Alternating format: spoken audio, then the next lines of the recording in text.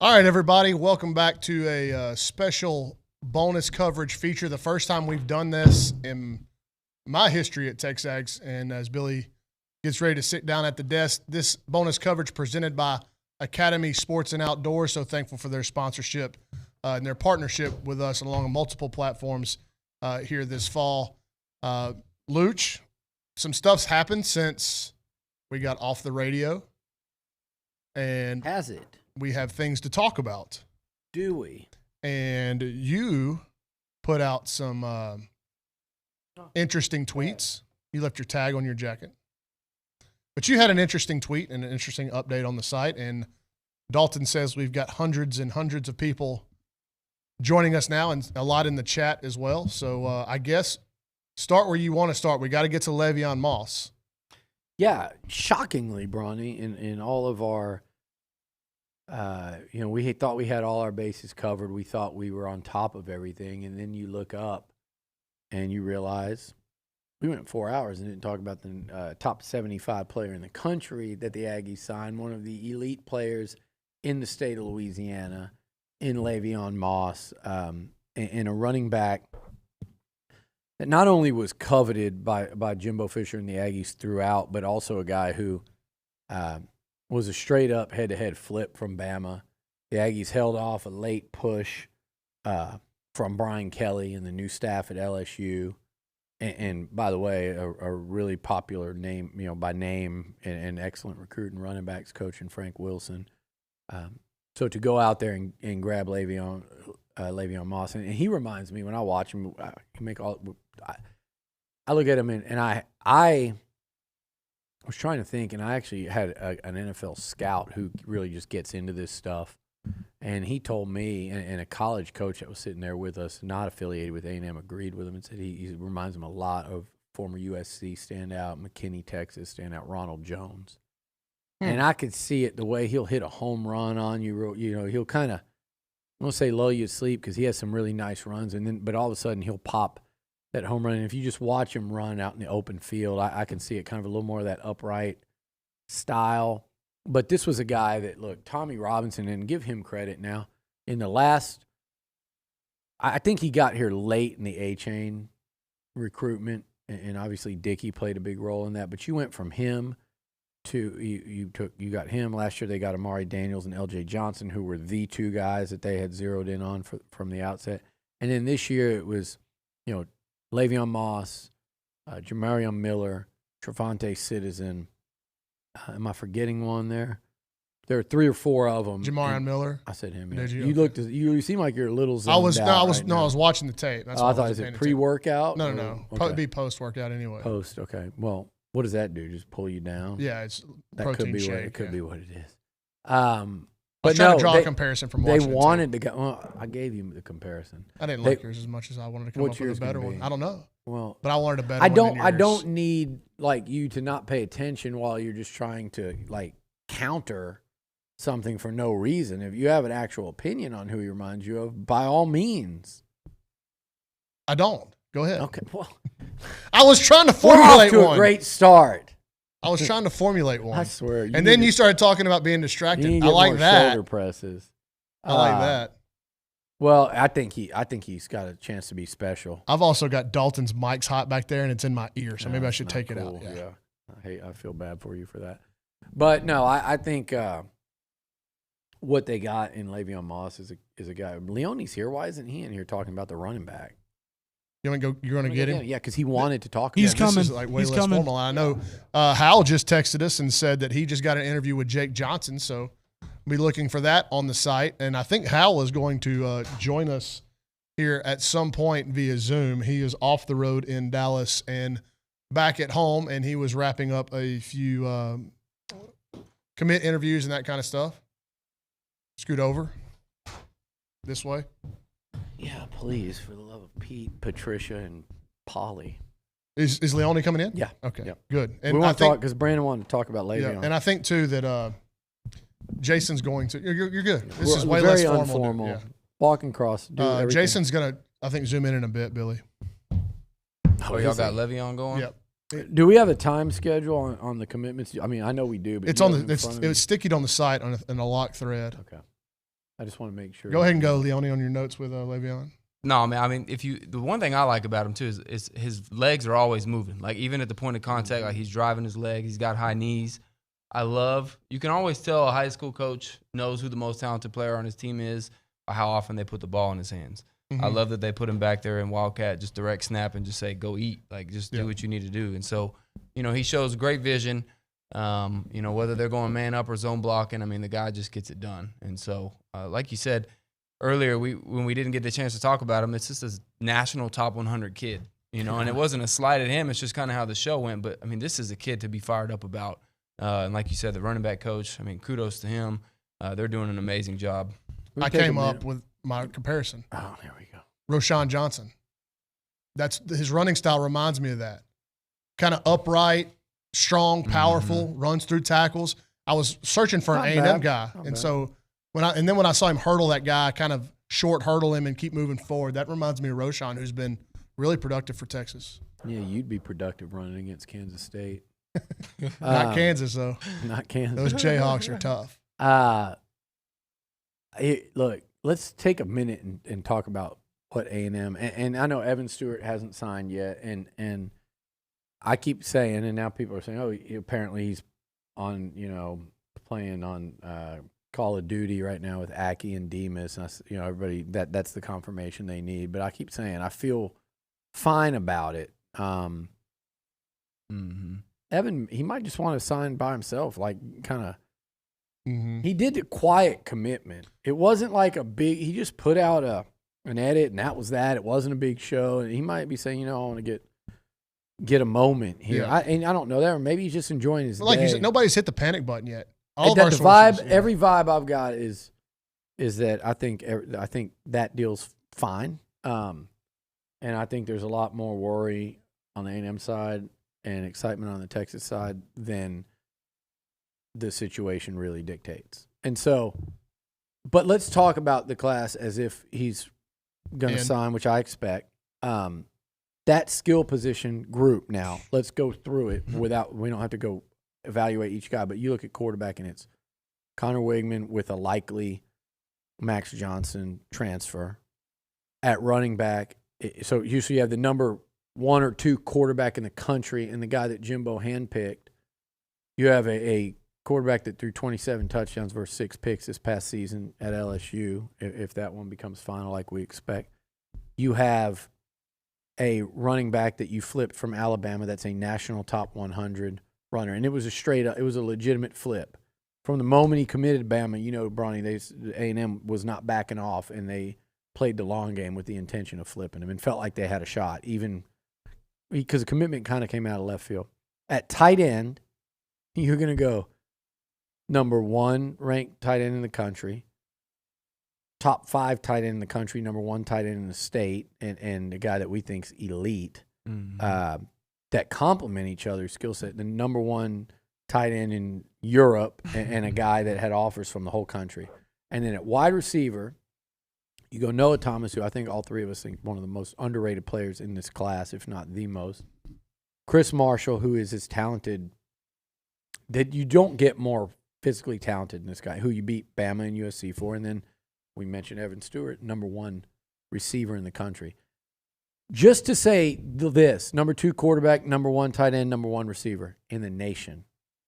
And in everything else we just talked about, best collection of skill talent I've seen A&M sign in a class. It's funny when you get off the air on days like today, or at least my phone, I had a lot of text messages, people wanting to talk about the class. And one guy I talked to was Connor Wigman's dad. And just talking about the process and how it was never really stressful for them, but they're still glad to get the day over with. And he immediately wanted to start talking about the offensive guys. Yeah. And then I talked to a guy in Houston that actually had lunch yesterday with Connor, and he said, I don't want to jinx anything, and I don't want to speak ahead of myself. He said, but when you give Connor the weapons that A&M is giving him, what that could do, he's like, he believes that the A&M offense is completely different next year because of quarterback play, but also the skill talent that's coming in.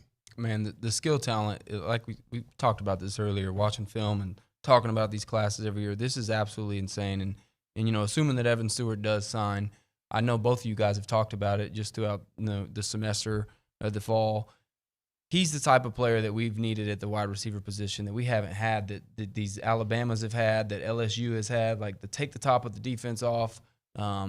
He's advanced in his route running ability. He obviously has a great work ethic. He won state in the long jump. I mean, he's, then you got the size with Chris Marshall and even more size with Noah Thomas. I mean, you got difference makers everywhere. I think Evan Stewart, I called him on the show, he's in that same category of Devontae Smith and Jalen Waddle. Like Correct. He fits in that Bama group of receivers that was so special a couple of years ago. And like on tape, Brandon, there's not many guys, Jalen Waddle was one of them, where they could break you down and never slow down. Mm-hmm. Like they don't have to stop to make cuts. Like he'll give you a shake in the open field and he's still moving forward. It's crazy. Yeah. Like the agility there is off the charts. Right. Well, and there's a reason, guys like Jalen Waddle step into the NFL and, they're catching Ruggs. 800, 900 yards their rookie season. I mean, these are these program-changing, team-changing talent at the skill position that again, talking about Jimbo's offense, if you plug and play, like you said, these guys around Connor and Haynes, and as they build this line, I mean, it just changes absolutely everything for a play call. We didn't talk to you, Brandon, on the show. Did you break down any of the O-linemen? I didn't, no. Well, we talked about Hunter a little bit. Yeah, we talked about Hunter. Oh, yeah. Mm-hmm. But Mark Nabou came in after we went off air. Oh, did he? Yeah. Mark Nabou went out, and so we do need to talk about him because we didn't get to Mark on air. Yeah. Let's play the Nabou show. Mark's a stud, and I think I've heard y'all both mention how early they prioritized him. He doesn't have the crazy ranking that everybody else does, but when he comes to camp or whatever it was, I mean, they just lock him down. They prioritized him the minute they saw him. You know who it reminded me of? It wasn't necessarily early because they didn't see him until June. Yeah. As soon as the day they saw him, it was like, whoop. It was like, okay, here are the priority. You had Herb and Williams committed, and then it was like, okay, Dewberry, Banks. I don't know. Campbell, they were never really. Is this? Did you see the way he was walking? We might have a panic session coming. TexAgs, you get to see panic. No, I don't think he's coming in here. He was walking so fast. But Mark immediately became a priority, just like those other guys, just highest level priority, like a must-have. And his size, his power, and the way he moved at that camp, and you can see it here. I mean, look at his butt. How much space he takes up. Yeah. He celebrates pancakes. I love it. Celebrates blocks, which I love.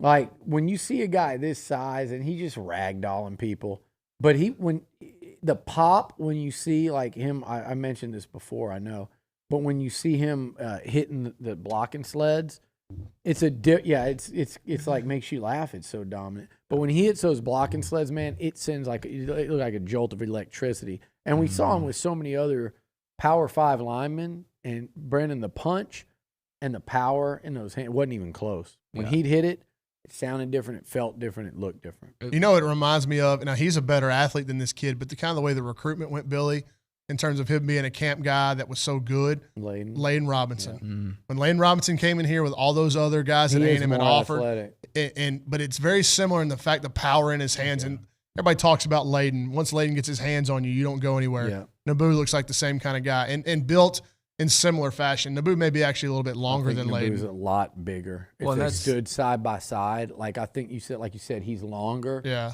And I think Nabou is north of 330 and can carry it, whereas Layden has been that big like last spring and had to get down, and I think the goal was for him to play this season at around 315, and that's in year 3 in college, though, Ryan. So yeah, I think Nabou, Mark's a monster. Like, all right, let me ask it to you like this: is there a bigger? We got the howler. Okay, perfect. Ready? Is there a bigger O-lineman on campus right now than Mark Nabou? Yeah, Ruben Fothery. Bigger, taller, yeah, but bigger, heavier, I don't think so. I think when he walked in that room, he said, "Who's the largest O-lineman in this room?" I think it would be Mark. Yeah, for sure. Moko. But similar, very, very similar. Yeah. Yep. All right, we got the howler on, so you got to put ears in if you got them. I don't have them. Where's Billy's? Yeah, he does. Got them. Hal, I guess take us through your morning. How was it on the road there? Well, first things first. Not so great. Got a little fender bender right out the bat. Oh, how? Way to Hunter Herb. But we're all good to go. Got it all sorted out. Got I'm out sure to you handled see the that big well. man. So, and yeah, man, Big Herb was ready to sign. He was all decked out in his A&M gear. Got to learn a new term. They call him there's Undertaker Herb and then there's man bun Herb. Man bun. Apparently, I like that's Undertaker off the more, I field think. Herb. I could appreciate that. Oh my God! There he Clip is. this, Dalton. There he Do is. you have a hair something tie? kind of like that? I actually do. If you look, Oh, no. On the wrist.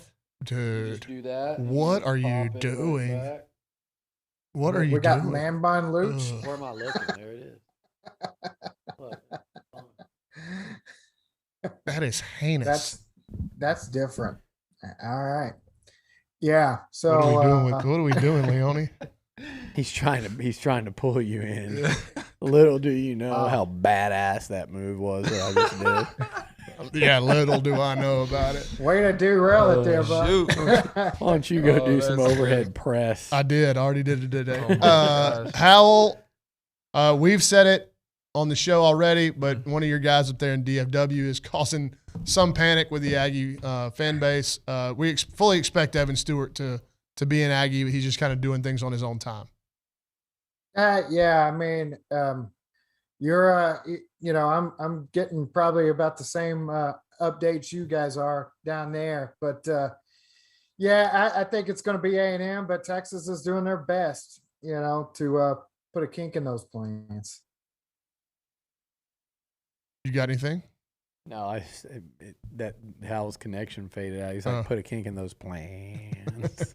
That's just my Arkansas draw. No, that was the. You know what, connection. Billy? I'm getting text, and we can do this live on air, Mm-hmm. but somebody's going to have to run down some stuff on Kamari Wilson. Yeah, it's enough. There's enough smoke there. I just got a text saying from a Florida source asking, I know that Florida's not that confident, Yeah. and everybody's saying it's not Georgia. It's not Jackson State, is it? They've been known to pull Nah, a shocker. man, I'm They telling have. you. that's You're been the right. story How of the about day. How Did you about see that? what? I'm Did you telling see you. what the report was right after he announced? He signed a NIL deal with Penn Gaming, which is a Barstool. What's a Is that Barstool what account? started all that? And guess who I did else hear does? about- Guess who does Yeah. Barstool content? Prime time. Prime time. Prime time. This is where we're going, dude. Prime Hey, time. Well, let So me tell you, I Barstool think could he just was fund he a was football primed to team get- at Jackson State and buy a national title team if they wanted to. I guess. I mean, in FCS, but Well, shoot, he was primed to get these endorsements. Mhm. As the number one prospect going to HBCU, man, that's huge, man. Nike, I can see Nike and all the shoe companies lining up trying to get that Yeah. dude on board. sure. I mean, But whenever that's a- Barstool announces it right after you sign, it does look a little shady. They don't. Well, yeah. They don't care. Shady as Texas and their as all the the old kids linemen like get to say. 50,000. How Yeah, old I don't think that- DGAF? Can you? Do you have control of the volume? You do. Where It's on one of those knobs Is it over loud? there. Oh, I'm getting like My- it's like Bronny Getting punched. on steroids. What does that mean? Am I I'm not on yelling steroids. too hard? It's like No, you're fine. Billy's got to adjust. Where is Might this have, thing? Because earlier Dalton or whoever did it over there. yeah, Zane. Here you go. Zane to the rescue. Thanks, Zane. That's what I thought. See. The Zaniac. Zane. Oh, it's on. It's on this. As one? my high school coach used to tell me when I'd pipe up when I shouldn't be talking. Is that and I'd better? Say, yeah. Well, do it again. Check, Billy. Loud as hell. Check, baby. Check, baby. Just an onslaught. Oh, don't do that. Better. Yeah, better. Okay. Keep going. Still better. Keep Oh, I going. can't even hear you anymore. You can't. Worse. I There think it he's is. got the wrong one. Yeah. There it is. Talk. Better. Yeah, keep going. Mic check. No, it's not better. It's not better. This is Really? great stuff. I don't know, That's Zane. better. That- There it is. okay. Yep, yep. He Thank you. didn't. This is the Board high op. quality content people. are tuning Like I in said, for. as my Out. high school coach, 9th grade, Sylvester Whitmire used to tell me, Sly, wrong again. What? If you said something that was wrong, he would just look at you. What's and go, wrong? He'd go, wrong again, which was you telling me that I was controlling the thing over here. Oh. But I thought you I'm were sure talking I about- could use that a lot between now and the end of the show. I was talking about Kamari Wilson. Yeah, I'm checking on that for you. For us, for them, for the Right. people. I mean, Florida is not confident, and I just Weird, got a text right? and saying is Kamari Wilson headed to y'all? And That would be that interesting. that guy would know if he was headed to Gainesville. I wouldn't put it past. So That would that be is interesting. completely interesting. But that was one, Billy. We're anticipating A&M getting some good news here soon this afternoon. That would not have been one of them. But upcoming, we have, I believe the first one is Scottsdale, Arizona defensive lineman Anthony Lucas time at is it? 2:30, if that's correct. It was Okay. 2:30 on ESPN. Dalton, I've got my headphones on, if that's correct. Or Jason has it, right? Jason, is that right? Yeah, I think I believe so. ESPN 2. 1:30 Mountain Time, so ESPN 2. How about that guy lining up at receiver? Let's talk about him right now. Like, that's crazy. When he came in here and I saw him for the first time, I told Billy, I was like, I don't know how to describe him. He's like a mixture of DeMarvin Leal and Michael Clemens. Like big, wide-bodied dude with long arms and stuff and broad shoulders. What this kid could turn into is insanity. Like physically, the gifts are and the tool set is off the charts. 100%. And you can see it's always interesting with guys on the line of scrimmage to me transitioning to the Division I level, because you wonder if they're just dominating because they're bigger and faster and stronger than everybody, or are they actually bringing, a skill set to the position. And one thing about Lucas, I think he uses his hands really well, which is going to be important. Massive hands. Enormous hands. But you can see he'll clean up the fundamentals a little bit. But like you said, just the raw athleticism from that guy, 6'5", 275, unless I'm wrong. They're splitting him out as a wide receiver. He's jumping up, high pointing the ball. You cannot have enough athletic, versatile defensive linemen. They can move from the 3-tech to the 5-tech. The D coordinator, the D-line coaches can put these guys in different positions and just create mismatches. Again, it always comes down to mismatches, and the group of guys these guys are bringing in on the defensive line will that group. When you talked about consistently do that. Jason, when you look at Anthony Lucas and Gabe Brownlow-Dindy, who we had on the show this morning, and he was, I don't know if you saw the video of that, Jason, but he put on an extra medium shirt, and he was absolutely yoked. But between Lucas, Dindy, and Walter Nolen, who has high school tape at running back and defensive end, the versatility in this group's off the charts. Yeah, and like you guys were saying, man, anytime that you don't have to take those guys off the field. Mm-hmm. Yeah, I don't. It's We lost Hal, I think. just a little quick update. It's not going to be A&M Do for their thing Kamari. and How's play back? up and down the line. Still going as the same. Yeah, these athletes. We're going in and out on you, Hal. I don't know if you can hear us, but Billy, go ahead and finish. So, you not expecting A&M to take Kamari Will or Well, be I the don't think it's pick? that. I No, just think. I said it wrong. You don't expect them to be the pick. Yeah, I do not expect Kamari to pick Okay. A&M. So 2:30 is Lucas. What's the lineup after that for afternoon announcements? Someone's at 2:45 or 3. Is that next? Jason had the list, but I think we may have lost it. See if I can find it. He did post it and it's stickied. I'll pull it. What's that? The list. Your Fine, internet's yeah. going in and out, so we lost you. Yeah, I know, man. There for a little bit. It completely shut off. This Dewberry's is at fun. 3.3. Dewberry's at 3. Lucas Yeah. is at 2:30. White's at 4 p.m. Yeah. I got you. I think White may actually be closer to 4:30. Okay. I think his ceremony starts at 4. But Hey, read those you again. know I'm how trying that to figure out if I goes. can run across the street to Jimbo's presser. So 2:30 and 3. 2:30 is Lucas. 3 is Dewberry. Jason said that White, Might his be ceremony starts 4:30. at 4, but it might be 4:30. Smoke Buoy is supposed to be 5:30. Okay. When's Right. Walter? Is that 5:30 our time or is that Walter's at 5:30? 6:30 Eastern, Walter's 5:30. at what time? 3 p.m. Okay, perfect. And then You got Walter Nolen at 3, I think right? that's it, Yeah. right? And then you're waiting. Then you're done, and you're waiting on Evan mhm, and Denver. mhm. We have I feel. By I'm the way- telling you, I feel good about Denver. I do I've too. been saying I'm not saying like, hey, chalk him up, count him. I felt fairly good about him last night. I told you everything I heard this morning, I felt a lot better. I feel good about it. I mean, it's something you got to wait on and see what happens. But we had boots on the ground. So Walker Lott was actually down there in case something did happen. Yeah. Was he doing the TikTok dance? No, he wasn't.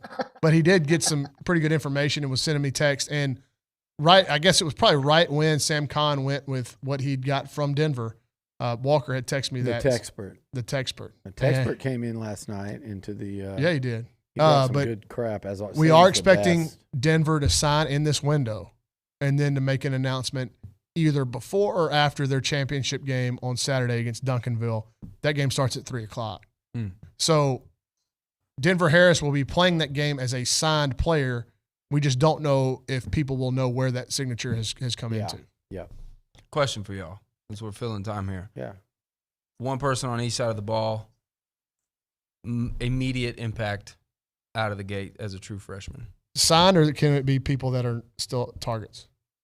Let's go signed so we don't jinx anything. It makes it easier, too. You pick yours first. You got somebody in mind. I don't. That's why I asked y'all. I'm going to cheat, and I'm going to do a slash on offense. I'm going to say Donovan He does this Green. all the time. I know. Everybody knows that. I'm going to do Donovan Green slash Jake Johnson. Ooh, Jake Johnson. A defense. I can't. Well, go ahead. Okay. Defense, I'm going to go. Why I keep saying defense? Defense, I'm going to pick. It's just. God, that's hard, man. With some of the guys, I'm going to say Walter Nolen. Well, but Walter's not early. Not to count. If they haven't signed yet, but can we count commits? Yeah, we can count commits. Commits and signed. Yeah, I go Evan Stewart on offense. Yeah, see, I was leaving him and Walter out because they hadn't signed, so that's why I said you made it. Poorly easier. worded question from Leone. That's my bad. You know, I'm behind my. I'm slacking in my interview skills. We're asking a lot out of you today. It's a lot of on-air time, you know. I say Dendy, bro. That's who I say. I like. Is Dendy. it possible to sleep on a 5-star top 10 player in the country? Is it possible to sleep on the number 37 player in the country? Because I feel like that's what people are doing with Dendy and Enai White. Yep. And then Anthony Lucas. I noticed the other day, I didn't even know this. He moved in the top 50 composite in the country, and for good reason. This guy is about to announce he's athletic enough to play baseball. His hands, as Brauninger, I think you talked about, are about. I bet he's got. I bet you're talking about 11-inch mitts. Like basketball player length and hands. Catcher's mitts. On a 6'6" frame. I think he gets up to. I don't even know how big he gets, or if he just leans it out and looks like Michael Clement.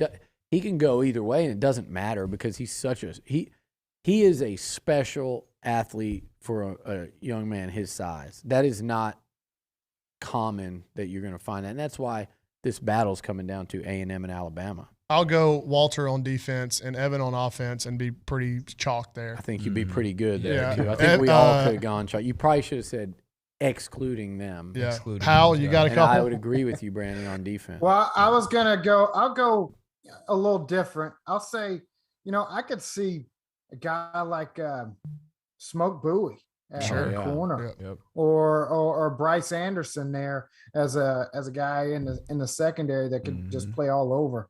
I mean, those two guys on the defensive side, and outside of Evans, my guy on offense, I just think he's so refined and so explosive. It's going to be hard to keep him off the field. But if I was looking for another offensive guy, it'd have to be, one of those tight ends. I mean, between Donovan and Jake. I just got a DM on Twitter just out of the blue here, and it's pretty funny. It's a picture of the Big Ten standings in recruiting, and it's 1 to 7 is the East, and 8 to 14 is the West in order. It's like Purdue's number 8, and it just goes downhill from there. So we're getting ready for an announcement from Anthony Lucas. Do want to say we got over 1,000 people watching on YouTube. Shout out to everybody tuning in. Thanks to Academy Sports and Outdoors, our presenting sponsor. Signing day bonus coverage here on TexAgs.com. And I don't know if we're going to be able to stream even us on our phone or on our computers this announcement. It's on ESPN2, Dalton. Richard's in the lobby watching, so we'll know. There we go. Breaking news, Zane. Play by play. It's right now, Dalton. I got YouTube TV. I'm gonna go watch, and then I will come back so we don't have to have, the zipper come running in here. Okay. I don't think he's gonna run it. I think he was just gonna yell. You've heard of the Big Dipper. He's the big zipper. He's the little zipper. The little zipper. A little zipper, and we gotta find out who can be the Big Dipper to go with. Well, it's Evan Ike. Yeah. Evan Ike's the Big Dipper. All right. Well, we should y'all keep talking. Potentially have some news here. No, Hal, you've been covering Stewart. Oh, is that it? What? The ESPN, was that it? No, that was me. That was me. Dalton, are you going to play the sounder? That was pretty good. That was pretty good. I was like, it's coming in. I don't know if I'm crazy. Hal, you tell me because you're up in DFW. My forearms look big on the camera. Oh yeah, you look swole, man. You're My yoked bad. up. Look at that forearm. I think Stewart day one might be. I mean, I'm not trying to be disrespectful here, but I think he could be top 2 receivers in the room. Anais I think would be up there. If he gets to A&M, right? I think he's in the receiver room. Like he's got to be second or third. When you say win, if. Yeah, it makes people nervous. Man, people could be nervous all they want. You are. You're gonna be nervous anyway. I'm always nervous. I pick one guy every year that I get nervous You're not about. even TexAgs, Bronny. I know. They're gonna be nervous. They're gonna be nervous. But am I wrong? I mean, I'm not trying to be disrespectful. I think he's that good. No, that's Jason's guy up there. Yeah, absolutely. I think that dude's ready. Yeah. Yeah, he's that skill set. I don't know if there's another guy like you said. He's just so polished, and people are shouting stuff at us. Jason's. Oh, it happened. Ooh. All right, I think he's in. Oh, there you go. There it is. There we go. Anthony Lucas. There's another 5-star. Goodness Put him on the gracious. board. Just what a job, man. Unbelievable. Incredible. Yeah, that's what you call huge news. Just do yourself a favor. And I know everybody, like you said, Bronny, the 1,000 people on YouTube, everybody watching, just go back and look. Go back to my class, 2002. I think that's the furthest you can go back on some of these websites. And just look at the level of talent that is assembled this year and last year compared to what we've done the 2 decades previous. I mean, this is absolute insanity. It's unbelievable what this staff has done. And y'all have done an unbelievable job covering it. It makes it so much more fun, with talented guys like y'all doing it. It's been a fun year to follow recruiting if you're an Aggie fan. Y'all keep talking. I'm trying to post all of our social media stuff. Okay. I'll say this. I got to cover some of the Mac Brown era there at Texas. And, I've been doing this for almost 20 years. I've never covered a class like this one, as talented top to bottom, with depth at every position. You've got 5 stars everywhere.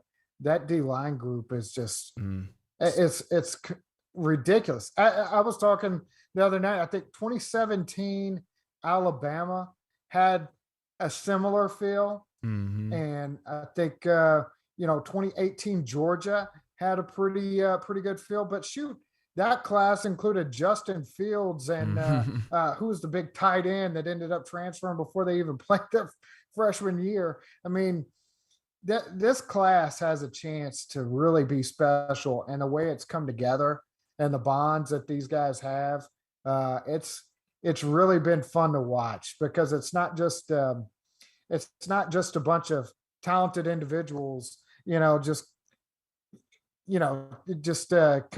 together willy-nilly. There's a concerted effort with Bobby Taylor, Donovan Green, and Ish Harris, and these guys leading the charge. I know Hunter Erb was talking trash to the Georgia recruits. There's, I love that. Like, I don't think I've ever, seen that kind of thing going back and forth. And it's a fun group. It's another really another national top 50 player. And listen, we've had Elijah Robinson's name called a lot today in the recent weeks for good reason. I mean, the guy's just been off the charts. But I'll tell you who took the lead in this one, Leone, was Terry Price. And sometimes old school still gets it done, man. And you're not going to find a more genuine, better human being walking the planet than TP, and it's he deserves a lot of recognition on this one. Oh, 100%. I mean, and especially he deserves that type of recognition, even if he wasn't an Aggie. But you throw in the fact that the dude's an Aggie, former player here, and just the way that he represents his university, the different ways he impacts this school. I mean, his kids here, he's here, and then bringing in this type of talent and his consistent amount that he's brought in. I mean, yeah, you tip of the cap to that guy. I mean, and obviously we all know that he's a heck of a cook and his barbecue's famous, but obviously what more than anything, he's good at developing young men and building relationships and earning their trust. And the barbecue and all that type of stuff's just icing on the cake. We get Billy's thoughts when he gets back in here, but it's pretty remarkable what they're doing on defense without a coordinator. Unbelievable. And we've singled out Elijah and TP, but Tyler Santucci and TJ Rushing. All those guys deserve a ton of credit. Analyst Nick Williams, Marshall Malco and his staff. You don't sign a class like this without, number one, a great, fantastic recruiting head coach who has told the truth to all these guys throughout the process. And we've hit on this already. But whenever all these schools are coming at Anthony Lucas or Bryce Anderson or Evan Stewart and saying, hey, Jimbo's going to LSU. Jimbo's going to LSU. You need to let us back in. Come back on a visit. Jimbo's going to LSU. You're going to need a place to go. And Jimbo looks them all in the eye, and I know he did it. And I know for a fact that was being used by the University of Texas against A&M with some of their commits. Yep. I know for a fact that it happened. And Jimbo looked those kids in the eye in his office and said, I'm not going anywhere. Yeah. Trust me, I'm not going anywhere. So now when he looks those same kids in the eye, Leone, and he says, I'm going to hire the best defensive coordinator that this school can possibly get, and I'm going to put our team in the best situation and you in the best situation with whatever we do at defensive coordinator, those kids are going, and those parents are going to trust him. Yeah. Dude, integrity goes a long way. You know what I mean? And the fact that there's been so much negative recruiting and so much BS out there. I mean, even with, honestly, some of the media just kind of pushing the narrative of him to LSU and, like you said, what Jimbo and this recruiting staff and everybody, not just Elijah, not just TP, what they're navigating to with the environment with recruiting right now, what they're having to handle, all the BS that's coming, all the negative recruiting, all the things being offered to people, to be able to maintain all that, navigate through it, and come to the finish line the way that this class looks. I mean, it's just even more impressive. It's already impressive just because of the talent, but the way that things have changed in the recruiting game and where it's at for them to navigate it like this it's pretty special. It's pretty fun to see.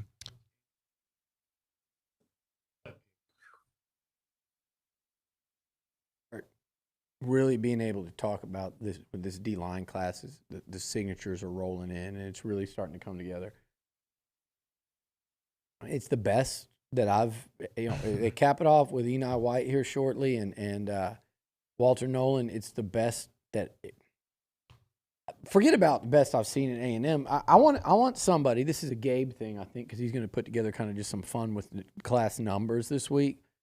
I want somebody to give me the rankings of the top defensive linemen signed by A&M. We could go back SEC, Brent. I'd say in the last 25 years, okay? Miles is going to be in there. Ty Warren's going to be in there. Matabuke was pretty high. Matabuke's pretty high. Matabuke wasn't higher than Anthony. That's what I'm about to say. Yeah, you're likely to go. That doesn't even count Shamar Stewart, who relates on him, but you're likely to go Walter Nolen, number 2 player in the country. I thought you were about to say Gabe Bach. Gabe Brownlow Dindy, top 10 player in the country. Enai White, top 40 player in the country. And Anthony Lucas, top 50. So 4 of the top 50. The only 2 that I can just right immediately say definitely in the last, since Ty Warren, which was 99.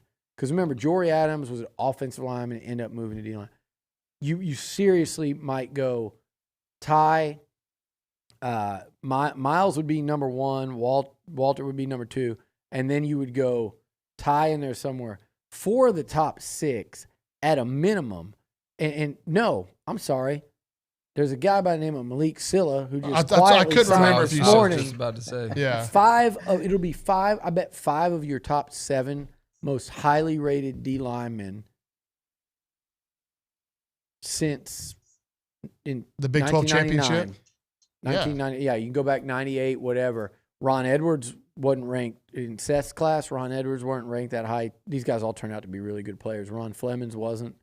Rocky Bernard was, but not at that level. He wasn't a top. But even 50 like player. my era, those guys weren't ranked high. The guys, Red Bryant. Red Yeah. Bryant, Yeah. Johnny I would Jolly. say Shamar Turner Jason Jack and may have McKinley been, Jackson. Yeah, might that's be, true. but- Shamar Turner and Yeah. McKinley Jackson. Oh yeah, I forgot about Shamar. Tumishe Adelia. But- Yeah. Two last I mean- year, one the year before. Yeah. But you'd have to look them up, and you could find. Talking about You could play half the the game top of saying 10. in the last 2 years, I you saw, could bump that up to 7 of probably 7 of your top 10 in the last 25 years have come in 2 years. well, Think about that. And Jimbo signed all of them. That's what I was about to except say. for what, two? One of the posters on TexAgs, I don't know who it was, and I would probably want to go double check and confirm it, but I believe someone said on there, and this was before this class, this was this year, that the top 50 committed guys that we've signed, whatever, in the last 20 years, that over half of them that Jimbo has signed. So like the overall talent that we've brought in the last 20 years, that he's doubled that already in 3.5, 4 years. Like this D line, you go out Crazy. there. You go out there this year, and I got NFL scouts, I got NFL head coaches, I got NFL assistants saying, "Man, you guys look like Georgia. You look like Alabama." And I know the season didn't go the way Georgia's and Alabama go. By the way, neither one of them lost their starting quarterback. Okay. Yeah. Bama Bear. Did either one of them Let lose me hit you with this. Would two starting corners as well? Would Bama would Bama, had they lost Bryce Young and they tried out Jalen Milroe, who we know is really talented, and it might not have been him, but whoever. If they'd tried out Jalen Milroe, they barely beat Auburn. They barely beat LSU. They barely beat Arkansas. Would they beat Georgia with a bat? So even Bama, even mighty Bama, you do that. It goes without saying if you took away Matt Corral, if you took away you saw Arkansas's offense against A&M without KJ Jefferson. Mm-hmm. And that was how Will A&M Rogers almost at came back Mississippi and State, name them. Yeah, right? So, and I know Haynes hadn't done as much as those guys, but he was the guy that won the job and that you were putting a lot of stock into how you're going to play this year. My point of all that is saying this. With the season didn't go the way you wanted it to, but that had nothing to do with the defensive line. That was an elite defensive line, and across the board talent where you're going is about to be at a whole nother level up. Because really what you're putting out there, and nothing, Michael Clemens was an all-SEC performer this year. He didn't get named for he performed at an all-SEC level. 100%. I can't stop looking. What's in the box? What's in the box? Yeah, what's in the box? What if it's a head? Is it? Have you Richard? seen? Have you never seen Seven? Seven. Come on. I promise Seven. he's never seen Seven. I haven't. I don't watch movies. I thought it might be Richard's head. He's never seen Tombstone. Don't watch. So anyway, could you imagine Brian's reaction if someone was sitting under this desk and we opened it? It was a head, like Zane talking. Sweet. This is actually Everybody looks at their phone. Leone feuded with him or with her this week. This Hannah from Twitter, Halfro, sent this because I was talking smack. We got the Louisiana commit, Le'Veon Moss, and she tweeted a cookie, like have a cookie, like they're getting ahead of themselves in Austin right now. And I said, well, if you're giving out cookies for commits, you better call Tips Treats and send a lot of them. And this says, here are your consolation cookies. Well, there is a Twitter space I'm having going an Anthony on. Lucas consolation cookie right now. There's and a I Twitter might space. eat a cookie for every commit this afternoon. Twitter space apparently that was going on called Texas is back.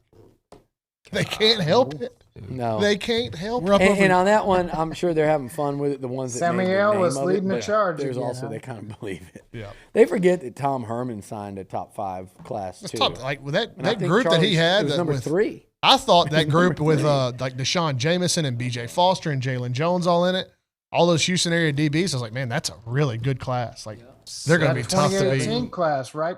Anthony when, Cook. Leone. Yeah.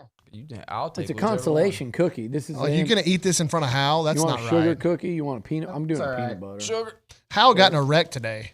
I know. How I had about that? I had some wings and I'm good to You go. want me to hand it to somebody else? Yeah, man, Germaphobe. I'm good. Do you care? You know Okay. I'm not tripping. I just don't want you to touch my hand. Oh, that's a snickerdoodle, bro. Oh, Yeah. is Shout it? out Even to the better. 1,200 people watching us on YouTube. Oh. And thanks to our fine folks Come at on. Academy for sponsoring us today.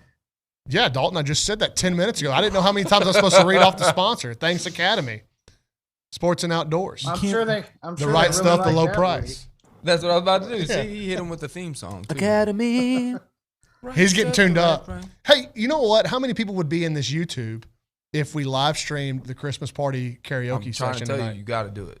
Just one song. Subscription price too. I'm kind of glad I'm not going to be there for that. You're happy you're not going to be there, Hal? Yeah, I don't need to see that. Well, I'm Billy's good. going to get into some Scott Stapp, no question. It's Oh, well, he's already It looking. takes like a it toll little on your bit. voice if you do it for the early. whole song. It can't be one of your first I'll ones. tell you what, I'm definitely going to be on the mic first. In fact, I probably need to take this so I can put it over. I don't want some dirty ass karaoke mic that some guys have been like trotting around. What is your all go-to karaoke, Leone? Do you have one? It's been so long since I've done it. I haven't done it in so long. I actually want. Lipstick let across the mirror this morning. Yeah. No. not Keep a going. karaoke Pretty guy. good. Keep I going. want to do the whole thing. I'll actually want a shirt at it's a daiquiri place in Lake Charles, the Frosty Factory right across the street from McNeese State's baseball field. I want a shirt because I did Jump by Criss Cross so well. Okay. Really? Jump. Yeah. Jump. Yeah. Nice. Okay. Some of you Nice. try to rhyme, but you They can't. rhyme like Criss this. Cross, Some of them rhyme. That's old school right Miggity, there. miggity, miggity, miggity, Like miggity. that. Yeah, You I know, don't what I would hey, do. it's a side Something note as R&B, we're bro. passing time Something for R&B. commitment. But if y'all saw me in this little workout room at Traditions, it's just a little bitty room. Sometimes I call him and it's so loud. You But gotta know it's so loud. I probably piss. They're probably gonna have to talk to me. Like it's a country club, somebody's bound to complain. Like in the men's locker room, Do you do "That's- like speakerphone? this dad No. burn it. It's- I might have drawn more than one like dad burn it from somewhere. Dad burn it. This music, like it's Isn't it on the TV? on the TV, and they've added it's 380s and 390s channels videos, and Bro, catch him on the phone one time when he's listening. It's like so loud. my workout should take 30 minutes, 45 minutes. It takes an hour just You because just- of flipping. If it's you an just hour, it's sing. an hour 15. Yeah. 3 to 5 different people per workout get a video, not of me, but of the TV, like with a certain. Like the other day, I sent one to somebody of Steve Perry. Should have been gone. That one. I mean, the videos are so great. Are we in getting 80s requests in the too. chat, Dalton? I don't have it I pulled up. would do Ryan Bingham, man. Something Yellowstone. He got more popular Yeah. now. I've been Yeah. on him for a while. Bread and Water, that's a I would- banger. Bread and Water. I also we I'll should admit shout, that that show has turned me into Please a don't say fan. anything. Yeah, please, because I'm. No, I'm on saying it's season- turned me into a Bingham Oh, his fan. music. Like it's Oh, music. Hallelujah. I've always heard about him, and I just there are a couple of them like, oh, I know that song, but I wasn't like he wasn't like my You can put your ears in. Dalton's got something about the chat. hello. yeah, Dalton. we got a lot of people on YouTube, a lot of people on TexAgs.com, premium subscribers joining us. You guys, people want to hear y'all talk recruiting and whatever else you talk. They're not going anywhere, even on the karaoke. There's really, I mean, we've broken Wait this a class second. down. This is Dalton like getting his ass whipped by the board and by the people. Like this is a guy that This just one, got, I used to succumb to this too. yeah, just got beaten down a la Nuno and just All right, tell succumbed. me this. Tell me about Ethan. Tell me about the kicker. We already talked about it. Okay, then don't tell me about him because we know. Ethan That's Hawk, simple. did he have a song? Because we'll sing that one too. God. Oh man. We're doing Is there a like song about here we kickers? are in the Kicks done. afternoon. We've done 4 hours of radio and we're coming to do 2 more hours of this. And Kicks Brooks. I can't deviate for 4 minutes. Kicks Brooks. Yeah, Kicks Brooks. We'd come up with something. Hey, we can get Donnie. Donnie's here. Donnie, yes. Hey, yeah, You want a good show to you go guys far want, afield? Yeah, you want Do it. something off the rails? We'll get Donnie in here, smoking Donnie. He tried to. No, I remember. So I don't know if we said this publicly, but he tried to get Nuno's kids to go buy beer with him during one of the football games. Who are how Oh my old? gosh. They're 9. like they're 8th, 9th grade. Yeah. They're twins. Oh, He was like, man. "Hey, kids, why don't we walk down this alleyway and I'll teach you some street smarts and we'll go get Speaking beer." of traditions, our proud Wow. sponsor, I just got my annual bill from them. It's like they heard me talking and just nailed me Yeah. with the membership Gotcha. fee. Yeah, and they're going to go up because you've been Golly. disturbing the peace out there. Hey, I have a question. Appreciate you. Football Rube. question for real. Do you think Uh-oh. that smoke is a threat to potentially be a punt returner? Is that a Yeah. threat? Are you threatening me with Not your next time? year. That's the question, bro. Like, Yeah. Yeah, I think a threat like to remove I know. Moose Yeah. or Nice. Absolutely. I think I think so. First of all, I No, like no, I like no, Moose. not Anais. Well, unless Anais If is Anais comes back, What about what's his name? What about the guy from last year, the receiver Moose? from Miami? oh, Yule Keith. Oh yeah, I Yeah. never saw him back there. I could see Yule Keith Man. being a kick returner after A-Chain. Moose did a good job. Moose did a great job. I just hard to see Yeah. anybody removing Anais from that role. Yeah. Anais is a seasoned vet. I and a think senior. Anais would want to, but unless Anais said, he got a concussion against New Mexico doing it. So unless he said, You know what? I'm going to go ahead and. Maybe he gets tired of pulling the jersey on and off. Well, that's special. Okay. I like it. Hello. Okay. Thank you losing you. All right, so Thanks, here's Clay. what I think about the class. It's a great question because it's not just Smoke Bowie. Yeah. I think in Smoke Bowie, Evan Stewart, and there's a third I'm talking about, Bryce. Yeah, I was gonna ask. I think all didn't know three that. of those guys have the potential in the return game. Well, don't take them Well, all. you took the Clay. whole thing, Daisy. Yeah, don't just take one. I don't want those Come on. lipping coddlemans Come on. out there to get it. What'd So- you call him? I don't know. There was some kid in a TV show in the 80s, like Freddie Lippin Coddleman. Look it up. Tell me if I'm right. I don't know what kind of contraption. Oh, it's an iPad. I didn't know So what you had. anywho, didn't know I what that think all was. three of those guys are like absolute game-changing potential in the return Yeah. game, and it's rare you sign a class with that many. You watch Bryce. What do you think Bryce Anderson could do in the return game? He's I guess, fast. Bronny's. I've got something I'm trying Okay. to handle here. Hopefully it's business. It is. It is. So anyway, I think, Brandon, I think that's great because Smoke Bowie's electric. Yeah. And obviously Evan Stewart, Who got the tape? Who went for TexAgs and got that tape of him? Someone that was Casey. us. We sent Yeah. Casey went early, and then we Okay. sent somebody to get the tape that clip his of him, game. like from sideline level, breaking on the ball, pick six. I mean, that was We're pretty. talking clean. about elite stuff, and, Yeah. and we've talked a lot about this D-line class. If they close this thing out with Smoke and Denver, and again, just at the top, rankings-wise, Smoke, Denver, Mhm. you go Smoke, Denver, and Bryce. I mean, Bobby my gosh, Taylor. yeah. And then Bobby Taylor, whose upside I think is just absolutely Mm-hmm. limitless, and then Jared Kerr, and those are your five. And then you're still, and if they're able to get here shortly, Marquise Groves Killebrew, Oh. and he's probably not a this year guy because he had an ACL, so he'll be a guy that recovers this year. But Brandon, he's the number 102 player in the country. He's right at national top 100. That secondary class would be absolutely remarkable, and Unbelievable. Just think about what we without used to. Jacoby Matthews. I know. Huh. Think about how excited. I mean, I'm just trying to think back to when I was here, y'all. Like, when Jory Adams would come in town, and like everybody's just losing their minds. Like, we got one 5-star on campus, to come visit, and he Yeah. commits, and it's like just the crazy. Martellus, right? I hosted Martellus Yep. on his visit, and everywhere we went, at the basketball game, they're just losing their minds for him. And now it's like, I mean, how many are we at now? How many national top 100 guys do we have in? 12? 11? They had just 5 gotta of the think about top. that. Some Zane. I got a DM from actually an old McKinnis madman from the McKinnis Storm saying either need to turn your mic up some more or have the others turned down. That's what someone DM'd me. That the way they wrote it makes me believe they know what they're talking about. They DM'd, so we need to either turn mine up or theirs down or something. Hey, I mean, you just take all the help we can get. He over just here. got on Dalton for caving to the mob, though, and he's taking directions off of Twitter DMs. You can get me on DMs. You can't get me with the mob. Okay. That's what the lesson. Everybody note it's that. a lesson Your we've learned. here. DM's about to blow Yeah. up. Yeah.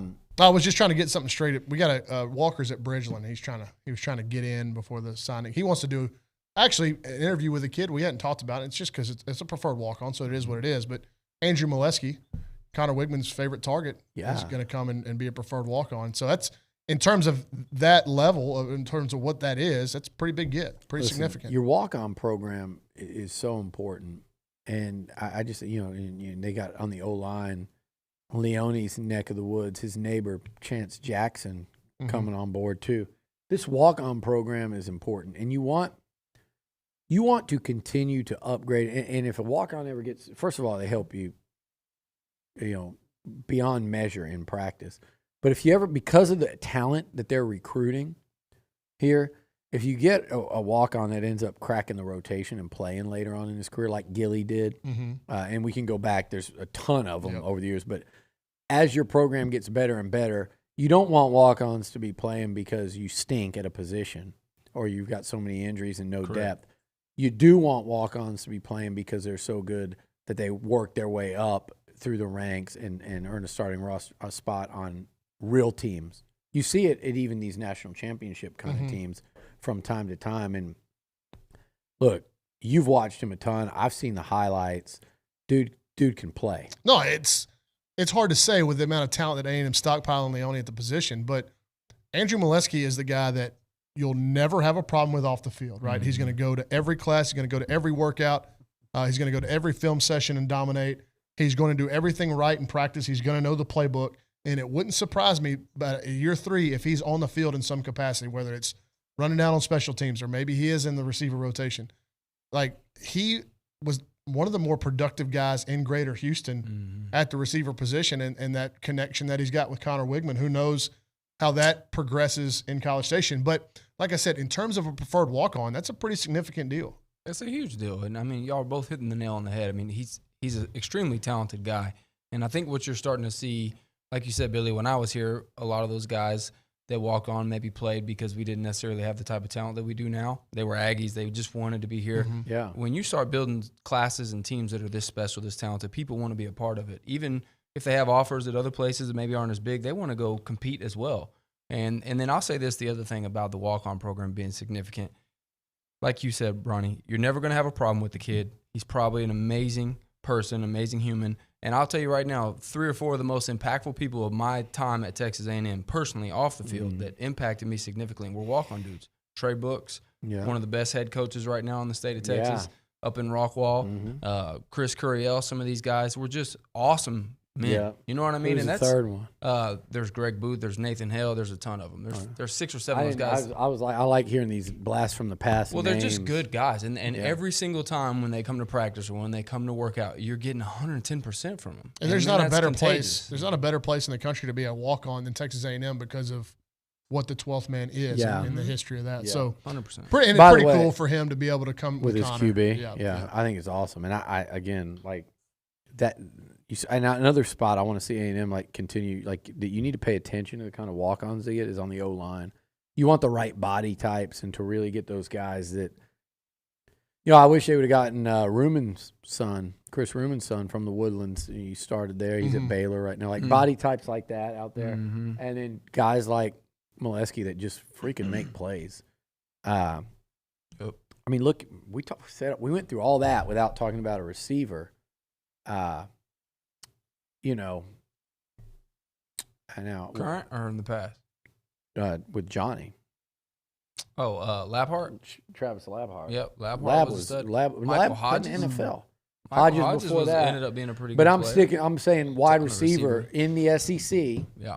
that excelled. I mean, several touchdown passes, put up good numbers in that offense with Johnny, and kind of like Molesky with Connor. You know how to adapt to that off-schedule stuff. And, man, I can't wait to see guys like Haynes King and Wigman kind of – and by the way, if they add Max Johnson tomorrow, we saw him unfortunately do it a few times a couple weeks ago. Kind of get out of that pressure, and, all of a sudden they look downfield and just kind of like Sam Howell did to A&M in the Orange Bowl late. I think both – King and Wigman because of how they run, and I'm telling you, Max Johnson's crafty back there, and to hit these targets we're talking about now and some of the deep down the field on busted plays. By the way, did you say I thought I caught this? Did you say that someone was going to dominate film study? Yeah.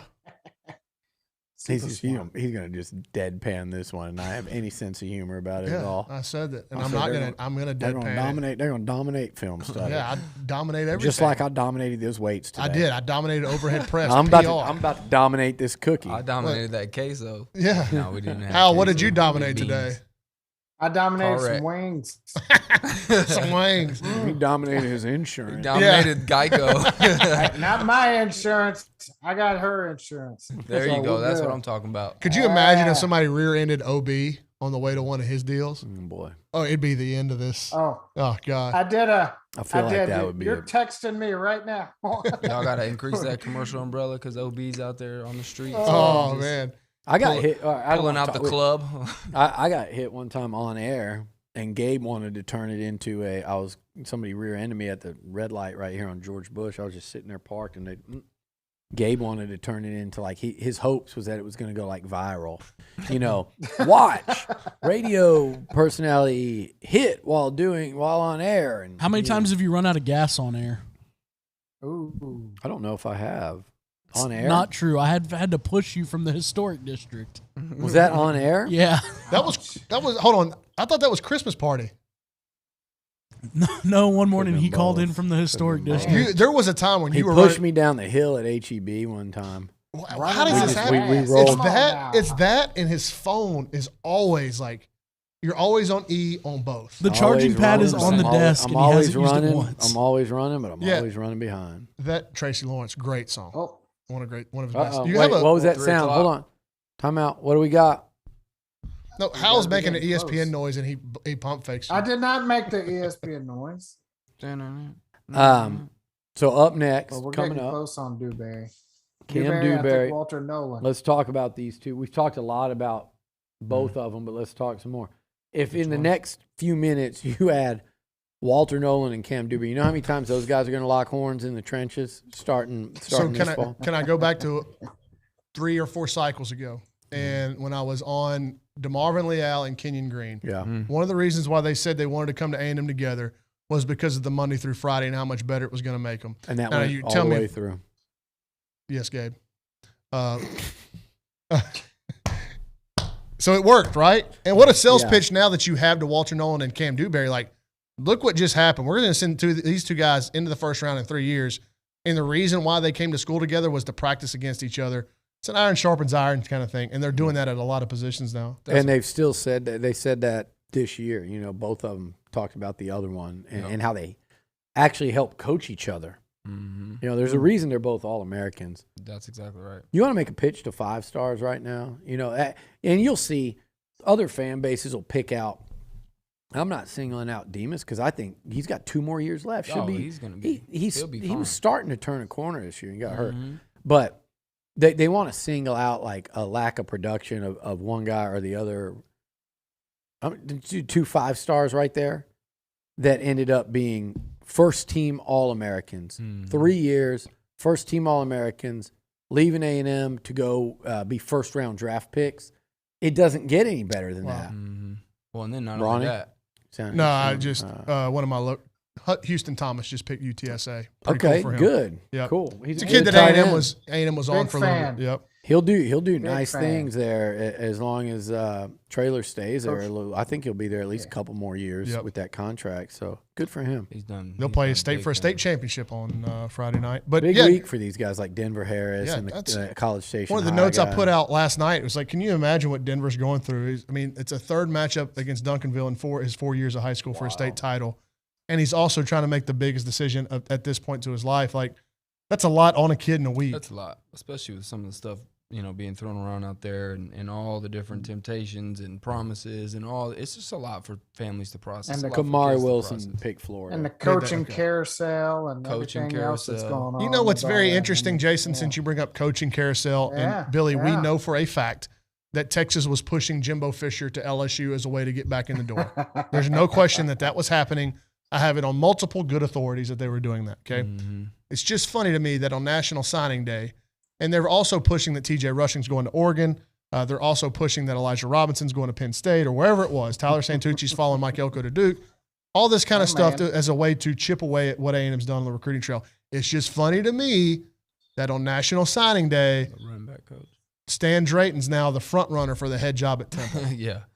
Yeah, man. Again, you mentioned it earlier, and I said it. Integrity goes a long Hey, way. Bronny, he's earned that opportunity, Bronny. I mean, you can't fault the guy for taking a promotion like that. Right. I agree. You can't fault him. But you can certainly lie about a lot of stuff that's going on, can't you? Ahead of that. It's funny to me, Billy. Yeah, you know what? It didn't backfire for them per se in this class with how they finished, but it backfired on them with some key guys, and it showed the true colors. But eventually that stuff shows itself. And I'm not going to sit here and say this. I'm not going to sit here and do the whole, I guess I am going to do it because I know how Jimbo Fisher recruits, and they don't use those tactics. And they actually, it's almost like they have to get, kind of swung on repeatedly and knocked in a corner before they even. Their goal is to not even reference other teams. Is like just talk up yourself and not go after. If it becomes an issue where they find out that a kid's getting bombarded like directly about A&M by these other schools, then they'll come back and say, okay, it's time to swing back. But what Texas did this year, with the LSU stuff, and just they did everything they could. And I'm not saying that's not illegal. That's recruiting. And I don't even know if that's immoral. It's not. But it's just the tactic that they were forced to resort to, and the way things shook out with Jimbo Fisher, it backfired on them in a big way, because also they convinced so many people he was leaving, and you had him sitting there saying, I am staying. He told every family during that Auburn weekend when so many were here, I am not going anywhere. Mark my words, I will be here. And my thing was always to say, remember who's lying to you and telling you I'm leaving. Remember who's deliberately trying to deceive you to get you to attend their school by saying things about me that's not true. And remember who's being honest with you. And when all that came to pass, I think that was still one of the bigger moments, not only to prove that, hey, I'm being honest with you guys, for better or worse. I'm going to be honest. But also to say, I turned down that job. I turned down $13 million a year to stay here because that's how confident I am and how much I believe in what we're doing. OB's on the scene, by the way. You could also point to some instability there in Austin with all the rumors going around there. Sark was on the hot seat in year one. Yeah. You know, He the was AD wobbled. had to come out with and back his man. He was wobbled on the ropes and wobbled, and they said, you know what? He might. Well, we can't do this. I'll leave that alone. I was going to make a comment about that. But. They said, you know what? This ain't going to work. But, yeah, they had him on. He was on the ropes early. Really interesting. You look around this region right now, and, again, we said, like, how important was it for the people at A&M to step up, for Jimbo to be all in as he ended up being and said all along that he was. And you look at the instability around. OU's got a guy that's never been a head coach of a college game. One of the primary clowns on Twitter, Croc Allen, had a tweet something about A&M, of course, and it was like, wait a second, are we talking about the same? It was a tweet about him. You know, they do videos in the trophy room or whatever, and A&M's the only one that doesn't do these interviews. And I said, well, exactly. What trophies is Sark doing it in the room with the certificates of dismissal from the 2 head coaching jobs he had? Because those are the only trophies and awards he's won as a head coach. Were 2. Hey, here's your pink slip. So maybe he's got the 2 pink slips framed somewhere as some sort of motivation. But I don't understand when you talk stability. And people in Austin, and they should be happy about their class. Great fans, class. If I'm a fan, I'm really fired up about that. I will point out that Tom Herman signed the number 3 class in the country, too, and we heard the same drivel. Uh-oh. What do we got? Oh, Big Walt. Well, actually, Little Walt. Big Walt's his daddy. Walter Nolen is in and done. For all the Aggies holding their breath on that one, you can exhale. And for all of the people all over Tennessee fans, I even saw my man Clay Travis tweet that out, like something like, that one's not done yet.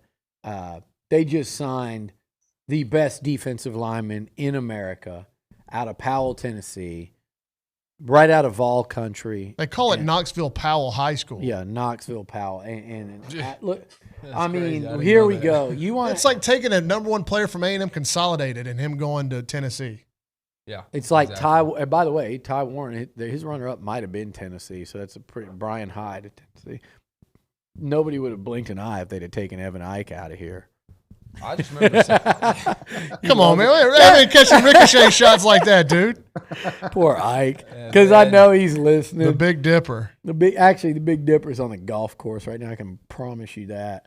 How many beers has he had? 17. and he's on hole 8. Yeah. By this point, he thinks he can block Walter Nolen. No, Walter Nolen. The word I would use for him is just destructive. He is a destructive force. You watch him every once in a while, they're just slipping my hand off. He'll just pile drive his way into the end zone. We should be having an announcement Cam Dewberry is at the podium. Okay, Cam's at the podium. Oh, This is the kind of few minutes On where ESPN This is too. kind of few minutes Stop. you finalize this one. It's when you go. This is SEC championship level recruiting in the same hour when you go Lucas, Coach. Lucas, Nolen, and then if you get Dewberry, Dewberry. cap it off. Flo B is on the scene too as well. Flo B 9021 Olin. nice. Should we start having Olin when he comes on radio? Just when he walks into the room, just play da na na na da na na. There's a lot of people that wouldn't recognize. I guess our target 75% audience. of our audience Yeah, would for recognize sure, that. for sure. You got it You up. do it enough. It's on people ESPN too. I wonder is the little zipper out there watching? Dalton, do we have a Little Zippers at Jimbo. I have Clay Deasy on the scene. Clay Deasy's on the scene? Well, can he sing us the if Cam picks A&M? He's gonna scream like a little girl. All right. Did you hear that, Billy? Yeah, I don't want that to happen. Somebody's had to pull. Are y'all trying to pull it up in here? Yeah, we got What YouTube TV. What a big deal. Goodness gracious. Big little Walt. Big Walt's his daddy. And that look, Another 5-star. another family that fell in love with College Station and its inhabitants. I think Easy that to do, man. just the community here, and when he would come on game days, the A&M fans would do a great job of making him feel at home. Multiple times I saw Walter walking across campus and people were hollering at it, come to A&M, all that kind of stuff, or howdy Walter, that kind of deal. One So, of the stuff at Yale practice.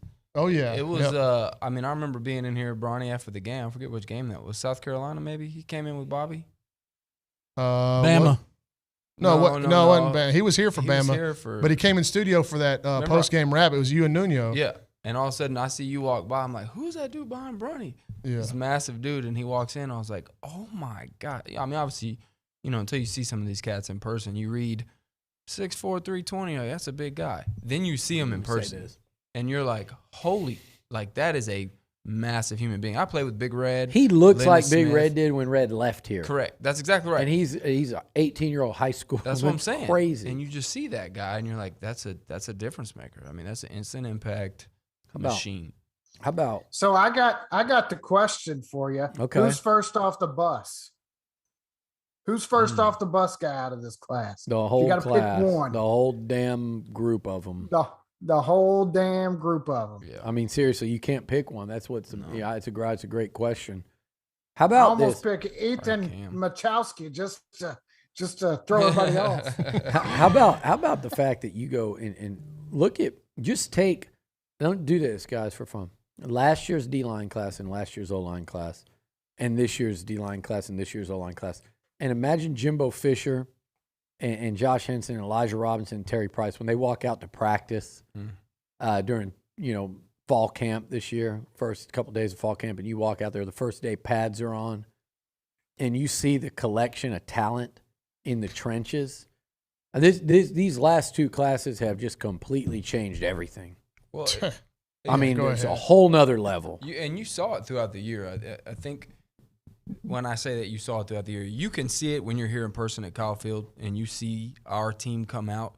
The profile, and it starts with the guys on the line of scrimmage, just the overall size, talent, strength, the makeup of this roster. Like, we look like how Alabama would look like when they come out of our, like, we look like that team now. You know, and you can see it. It's a genuine thing, a marked difference from 4 or 5 years ago of how we looked as a team to the eyes. A lot of folks joining us on YouTube and on the chat here on TexAgs.com. Special thanks to our title sponsor here, Academy Sports and Outdoors. Bonus coverage as we await the decision of high 4-star offensive lineman out of Atascocita, Cam Dewberry. This kid, if A&M gets this one, Billy, you were asking earlier who may crack the starting lineup next year. A real shot. I mean, of all the offensive linemen they're going to sign, and we like all of them, but the one that might be the most ready-made in the SEC because of his body and because of how technically proficient where he's at already is Cam Dewberry.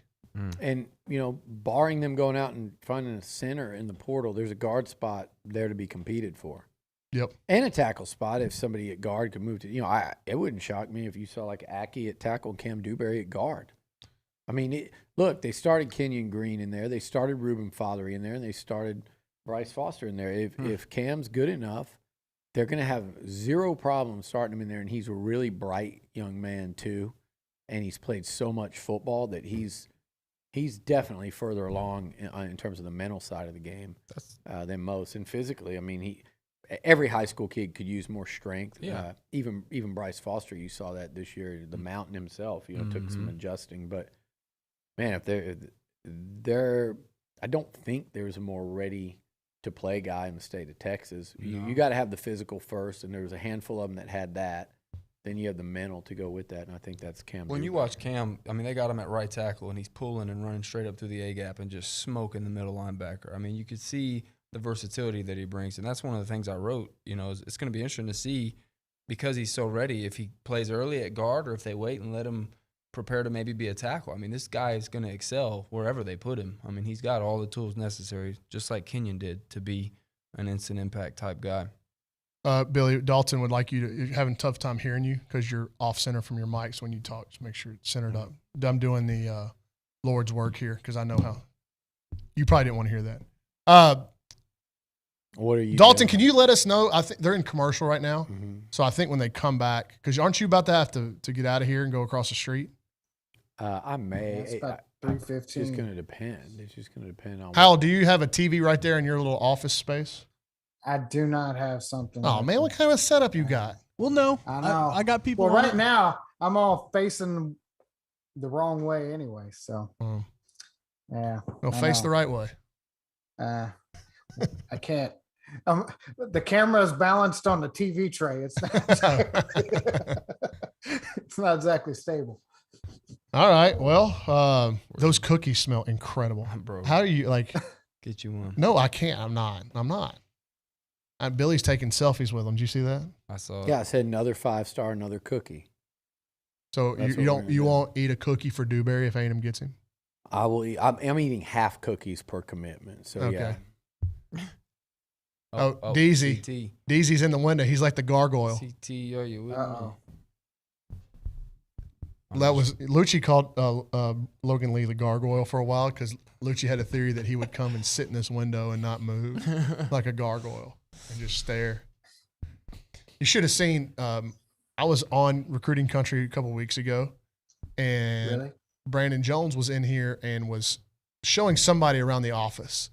And he walked up with this guy right to their faces are 2 inches from the window. And he's making I think he was talking about this space. And I know we had talked about remodeling stuff, and I think that's probably who it was. And he was doing all these hand motions and pointing at stuff. And I was like, that's incredibly distracting. I just lost my train of thought, just went Right. You're like, blank hey, silent hey. on air. Exactly. Come on, you got to put the blinders on and just get down. to Clear the business, mechanism All right. for the love of the game. Costner was great before people even knew what Yellowstone was. I mean, he played perhaps You the greatest I mean, show as Robin character, Hood? movie character of all time. Oh, they are. He's on had some. commercial. He's also had some the stinkers. greatest American Waterworld? Robin Hood ever. Waterworld's a classic. What are you talking about? Can I? What are you talking Come about? on. You Kevin haven't Costner? seen I'm this, just have you? kidding, man. I was I was about about to to say, say. can we record that? Yeah, When relax. he had those web feet, I turned the movie off, bro. I was like, I can't watch A lot this, of people Kevin. like Dances with Wolves. I thought that one sucked. The Bodyguard.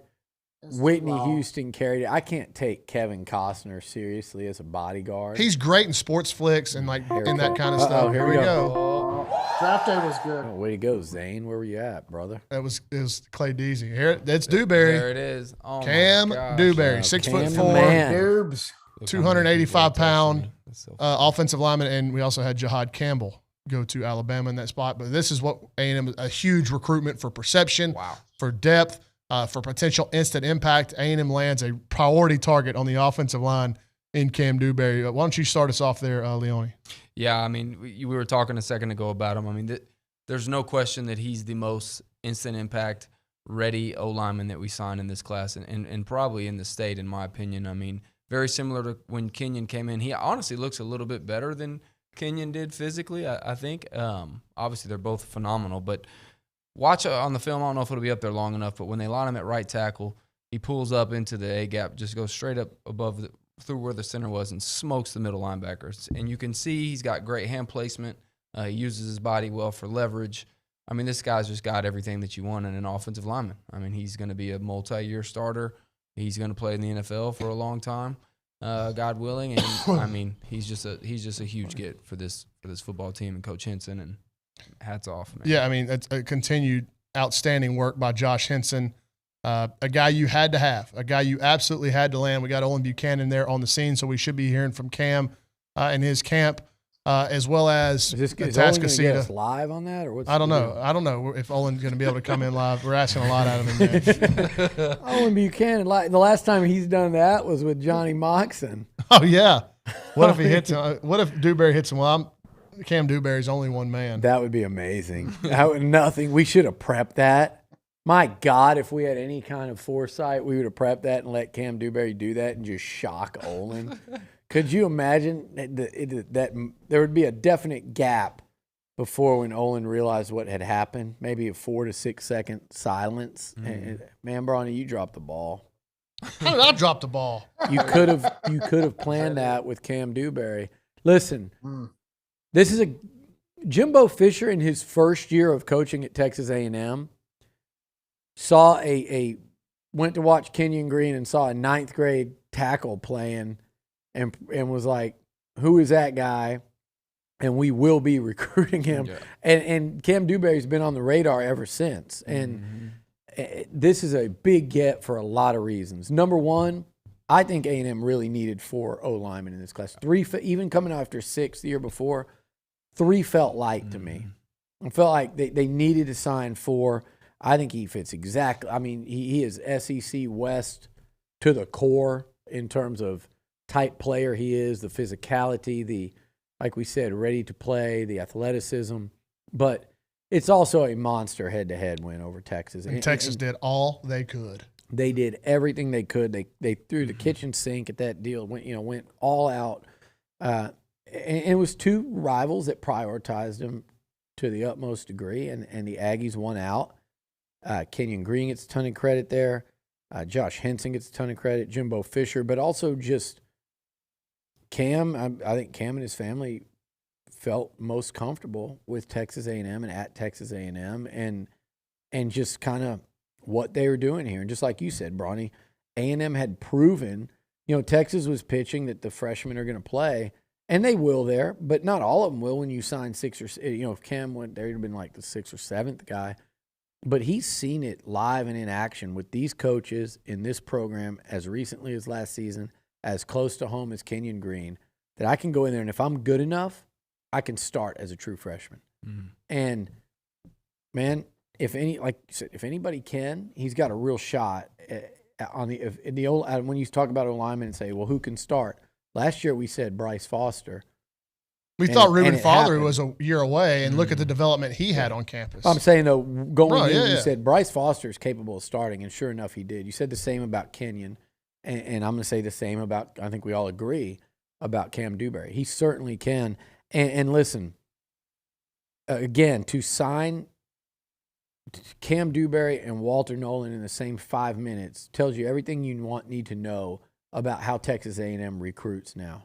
And they're already winning the line of scrimmage on both sides way more often than they're not in this conference, and it's only going to get better with the stuff like this. It's only getting better. One point, and Jason, you may want to mute yourself or mute your ears here, because one thing we have not talked about is going into this cycle, Leone, we said that A&M had to draw a circle around Greater Houston and get the best players coming out of there because it was such a deep year in the area. And, man, have they gone out and done that. And they got potential to add more when you got Harold Perkins still out there, maybe the best player in the city. But, man, go through the list and look at Greater Houston and look at the players you pulled out of there.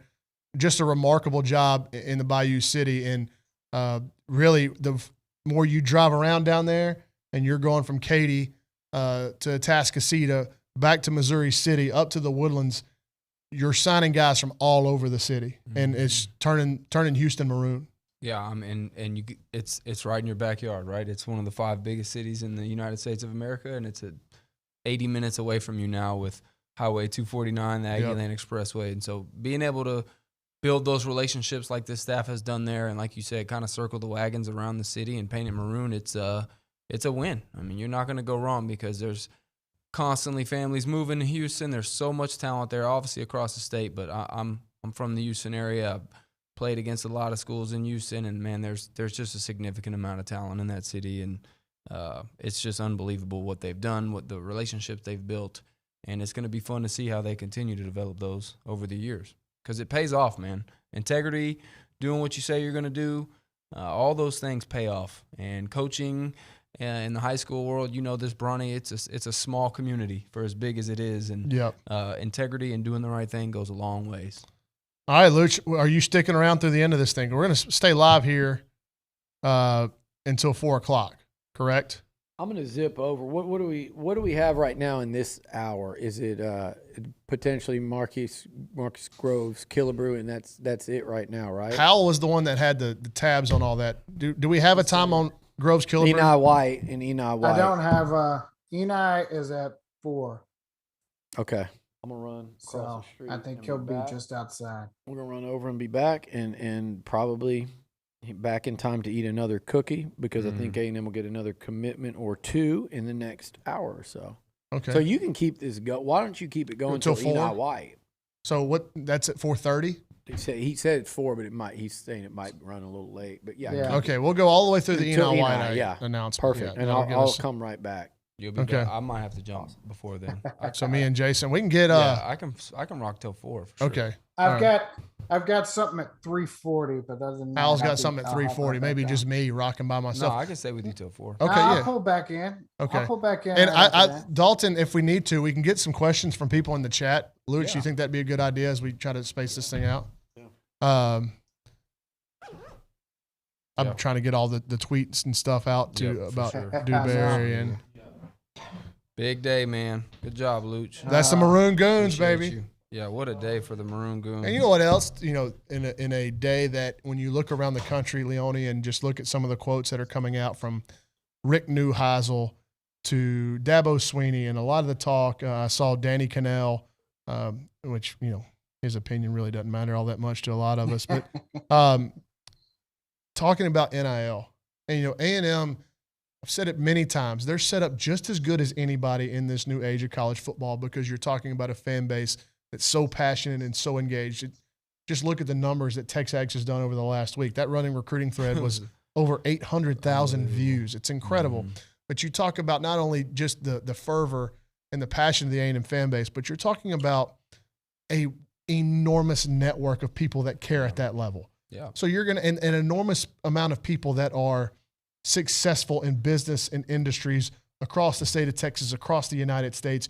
You're going to tell me that A&M, just because they don't talk about it all the time, and you better, like I said, you better be careful of the guy that wants to tell you how much money he's got, right? Mm-hmm. The guy in the corner that can buy everything in the room, he ain't going to say anything. Yep. It's the guy in the middle of the room, in the middle of the auction, that wants to shout. Big hat, no Yeah, cattle. right. And A&M is set up to do all those things. And like the Maroon Goons, like it wouldn't surprise me to start seeing them, the group of offensive linemen, show up at events for stuff. Yeah. I think somebody in town needs to have an eating contest. Yeah, there's just so many different ways to go about it, and it kind of goes back to what you were saying. And look, before I even say this, I don't know much about what's going on with NIL. Obviously, it's just me and you talking. But I love what you said.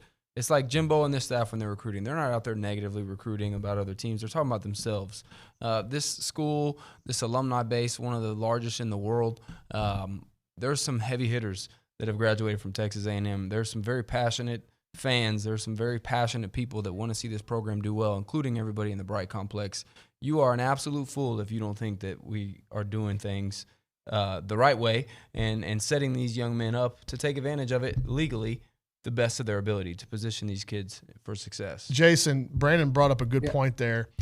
He said that they're giving them reasons to pick A&M. And I was talking to a source last night that said in one of these recruitments that has come down to the wire, and I don't want to get into details, but one of the things that I heard was that the school was giving them a reason, the opposing school was giving the prospect a reason not to commit to A&M. They weren't promoting their school. They were giving the prospect reasons not to commit to A&M. Not the first time I've heard that this cycle. I just don't think there's any depth to recruiting that way. That's a temporary solution to a problem you're dealing with. That's what we were talking about last night. Doing some of these in-home visits. teams are playing catch up. They're battling to try and compete with A&M right now, and A&M's just kind of doing their thing, and they're winning, and it's frustrating to them. They don't know how to combat that because it hasn't been the case in a long time, or before Jimbo, really. So you know what it felt like? It felt like whenever either you're the little brother or the big brother, and you're trying to fight somebody, and I got you by the head, and you're swinging at me, and you can't hit me. Can't get to you. It felt like that's where A&M was on a lot of these recruitments coming into the day. So if I can't hit you and I've got you held out here, you're going to start getting what to hit me? That starts with a D. Desperate. Well, And when you start getting desperate, that's when there's a lot of holes that can come into your argument, right? Well, when do you start picking on somebody else? When you know they've got the lead, right? Yep. When you're having to pick out that school, you know that's the person who's leading. I have to pull you away from that. Yep. It's not even about, and that's what's been happening, and it hasn't been successful. And A&M's done a really good job of just going, you know what? That's not where we're at. This is what we have. This is what we offer. And this is the direction we're going.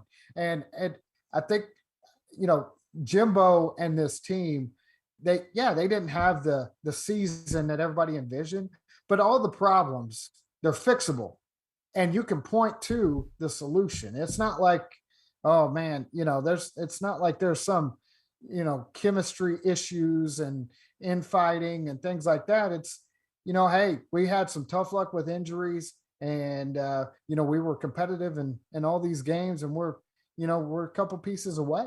If you're watching on the stream here, we got video up of Cam Dewberry making his selection. No audio, but you can see there him sitting with his mom and dad sitting at the table. His dad, DeAndre, mom, Charlize there. Really cool moment for the family. He does have his own Untamed brand. Got his brand going. Yeah, and I like that hashtag. It's a pretty cool I think so, descriptive word for an offensive lineman. But, hey, Dalton, are you by the computer perhaps? That way.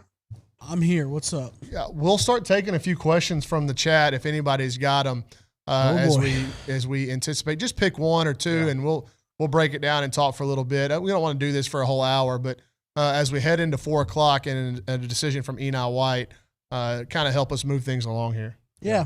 Give me a second. Y'all vamp, and I'll jump in when I got one. Did you say vape? Vamp. Vamp? Bronny, how does Richard vape? Zane? Yeah. Look, hey, Richard might have. If you don't follow Richard on Twitter, there could be a big announcement coming from Richard's Twitter. This class could go to the moon. Yeah. Jason, make sure you turn on your notifications for Richard Zane. Yes. I don't even follow him. He's got to do this. If he goes and the tweet is properly worded, this tweet might get him a follow from me. It's good. All right, Bronny, first question, Blake Grimes. Any Evan Stewart update? We covered that earlier, but people are coming in and out. Latest on Evan Stewart? Yeah, I think he's doing this signing on his own time. Jason, again, we have not been given any reason for pause. Yeah. But we haven't been given like any. None of our sources have been particularly worried on the A&M side. All right, next question. Bronny, do you think Dewberry has any impact on Kenyon possibly staying for another year? No. Kenyon's going to go be a first rounder and make a lot of money, as he should. Wishful thinking, man. Okay, this is overarching question here. Who of the current signees do y'all think is most likely to have an instant impact next year? I think they just got the signature from the one I think Walter Nolen. Yeah, Walter Nolen. Walter's got to be in there with Gabe Dindy and Evan Stewart. If any of those 5-star D-line. Yeah, but when you look at exactly, one of the things Jason and I talked about last night, Leone, when we were doing the in-home visit for Jake Johnson was. It's clear that during Jimbo's time here, he's wanted that 2 tight end set, right? Sure. And I think in an ideal world, he has that 2 tight end set in his arsenal that is stretch the field. Yep. We can get vertical down the seam with these guys. He just hasn't had the bodies to do it yet. No. You thought Baylor Cupp was going to be that guy, hadn't been healthy. And even that's not his fault. Even the returns on Blake Smith were good, and then he wasn't healthy. And he's not healthy. Hurt. So you've seen A&M go Jay Sternberger primary, Trevor Wood as kind of your inline blocker, H-back kind of guy. Mm-hmm. Then it went to Weidemeyer and Ryan Rennick, and Ryan Rennick was really good in that role. for a couple of years. This year you saw Max Wright as the second tight end. And Max Wright was a scholarship player that they had brought in as a defensive lineman, so he's not really had his dudes line up at both of those tight end spots. So I'd be really interested to see, look, people got on the offense this year and it had its downfalls. Zach Calzada is a tough sucker. He left every piece of himself on the field every time he played for A&M. Yeah. Nobody's could ever question that. But there were some things and plays he left on the field that if he hits, if he makes the right read, if he sees the coverage correctly, and the ball's delivered to the right guy, are we having the same conversation about Jimbo's offense being antiquated? No, we're not at all. And, I mean, you've seen how it can operate with I would say look at Kellen Mond. Look at how it operated last year. And even he was so efficient. He was so efficient. And then the first year when you had Jace, that All-American type tight end, and you had veterans, you had Travion Williams, you had a veteran type line. When the guy has the pieces to the puzzle, he can make it happen. And to be fair, Ronnie, I don't know if anybody's ever had this type of weapon, this type of room as tight ends with the talent that's coming in. I mean, that's unbelievable. Has to be the best group of tight ends that have ever been signed. Like we said, Jason, and as Josh Henson just tweets, iron sharpens iron. Go back to what we said about Kenyon Green and DeMarvin Leal. That's right. Terry Price tweeting the gif of the guy at the grill dancing, appropriate for him. All right, while we sit and wait on more things, irons in the fire for later that we got our eyes on, where do you guys think they go next once the early signing period ends? What's still on the table? Well, I mean, everybody's tracking Denver Harris, what that's going to look like going into the weekend. That'll be the big news, I think, on the other side of the day. Obviously, getting Evan Stewart's signature in whenever it happens remains a top priority. But in terms of guys that aren't in the class,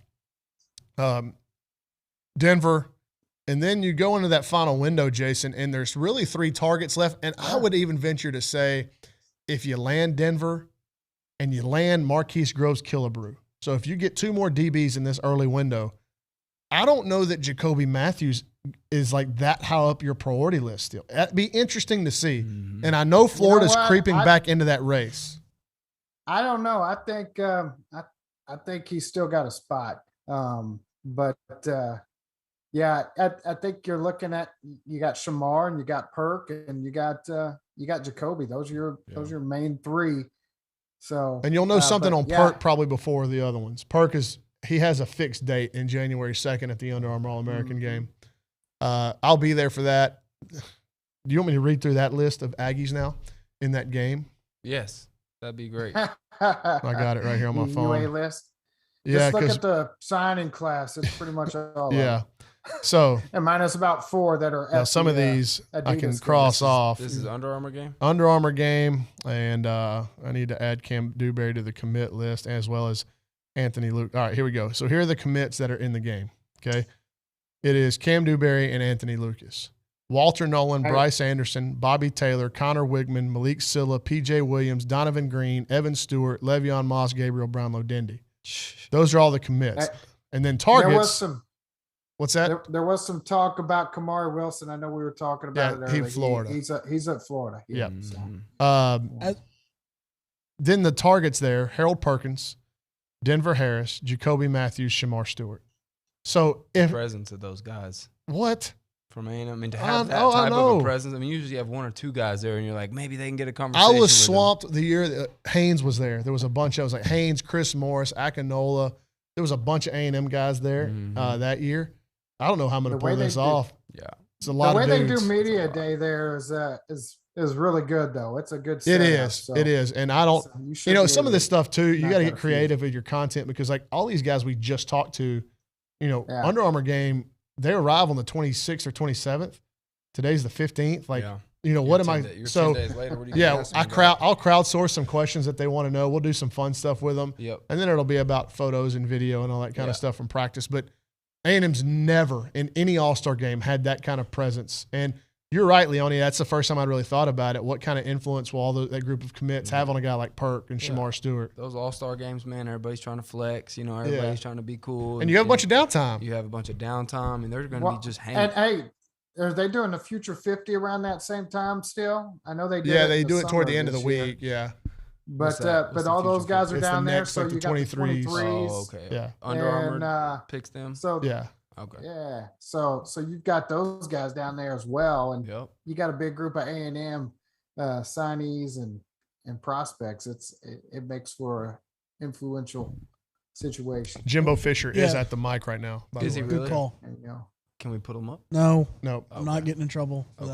that. I got you. I got you. come on, Leone in here Bro, trying to you get know us. We'll hang out there. here. I imagine our Break it all viewership has down. gone down quite a bit.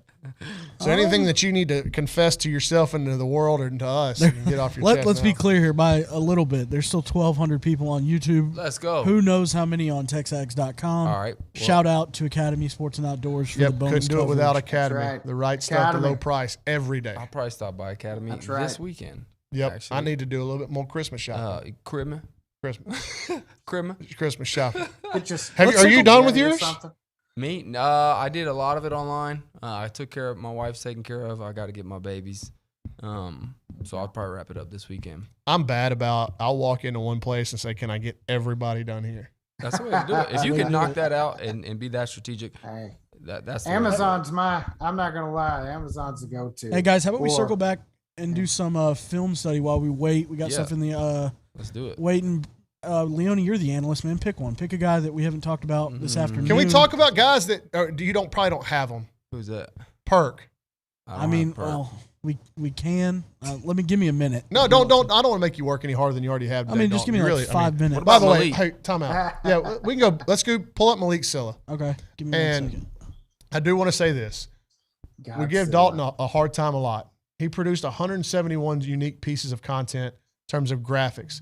Him, yeah. Jamie, and Richard, and the rest of the, a Walker Light on stats. Like what Dalton and his crew have done to produce this show is incredible. And it's a lot of hours. It's a lot of Absolutely. dealing with changing schedules. For sure. Leone, you've been on this side of it. You know how much work Oh, goes into producing the quality like this. So Dalton, thank you. Richard, thank you. Jamie, thank you. Your hard work is not going unnoticed, and it's very much appreciated. I know at the very least by Jason and I, you guys make our life a lot more easy. Tons. Yeah, and tons. we're able to, we're able to commit interviews last night, Leone. We're able to record in-home visits. Yeah. And all we've got to do is send it to Dalton in an email, and it gets prepped and ready to go on the site. So none of the stuff you're seeing gets done without Dalton. And to confirm, We give him a hard time, but we love him. no, Couldn't do it without 100%. And to confirm that even further, right? He sends me and CT like a Google Drive folder of all the film to watch where I'm not having Wow. to search. I mean, just taking it another step and putting he us don't in gotta a- do that, yeah. I mean, it's unbelievable. I mean, So, I do it for the guys that are signing today. Here, I'll switch to Malik Sylla. here we go. This Malik. stuff. Well, we got the tape, but hold on. Yeah, so He's going to show you the slow-mo stuff. I mean, graphics like this stuff was born. What did we do this, Bronny? Was this the weekend of TexAgs kickoff? yeah, it was pool party weekend. Pool party weekend. Look at So, that. like, this is where the stuff at like that. this starts.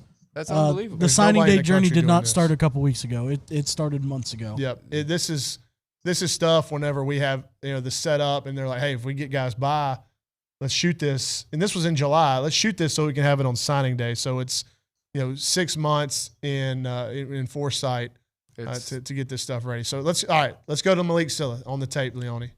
So obviously, I mean, going to where he was at the beginning of the season, they had him ranked high as a 5-star. And I believe he had a couple injuries, right? Yeah, he did. Okay. But ultimately for me, when you look at this frame, he's long, he's rangy, but he uses his athleticism to get up the field fast, and he plays with his eyes. Just on his highlight film alone, watch how many batted balls he has. Mm-hmm. And so he's jumping up, he's using that length and that long range. He creates stress on the offensive line because he gets upfield so fast. And that's not only good for him, that's good for the players playing next to him and the players playing behind him. And so Malik is a guy that as he gets bigger, he kind of reminds me of Deshaun Hall. When we signed Deshaun Hall back in the day, he was long and skinny. Yeah, I and, don't mind that comparison.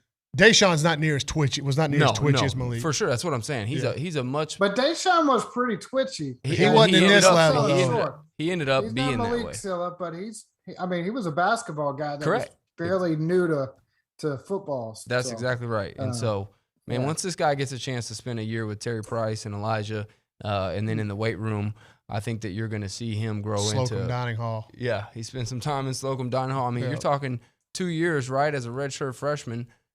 This guy is probably 6'6", 270. I you know? think one of the things that when guys that are that long and kind of gangly, you see them run, Leone, and they're kind of awkward. Mm-hmm. Like their parts don't move together well. Malik's, he's into a very efficient runner. Mm-hmm. He's very fast. His straight line speed, very impressive. And he doesn't, it's not cumbersome. He doesn't labor to run and move. That's All right. of his parts work together for being such a long kid.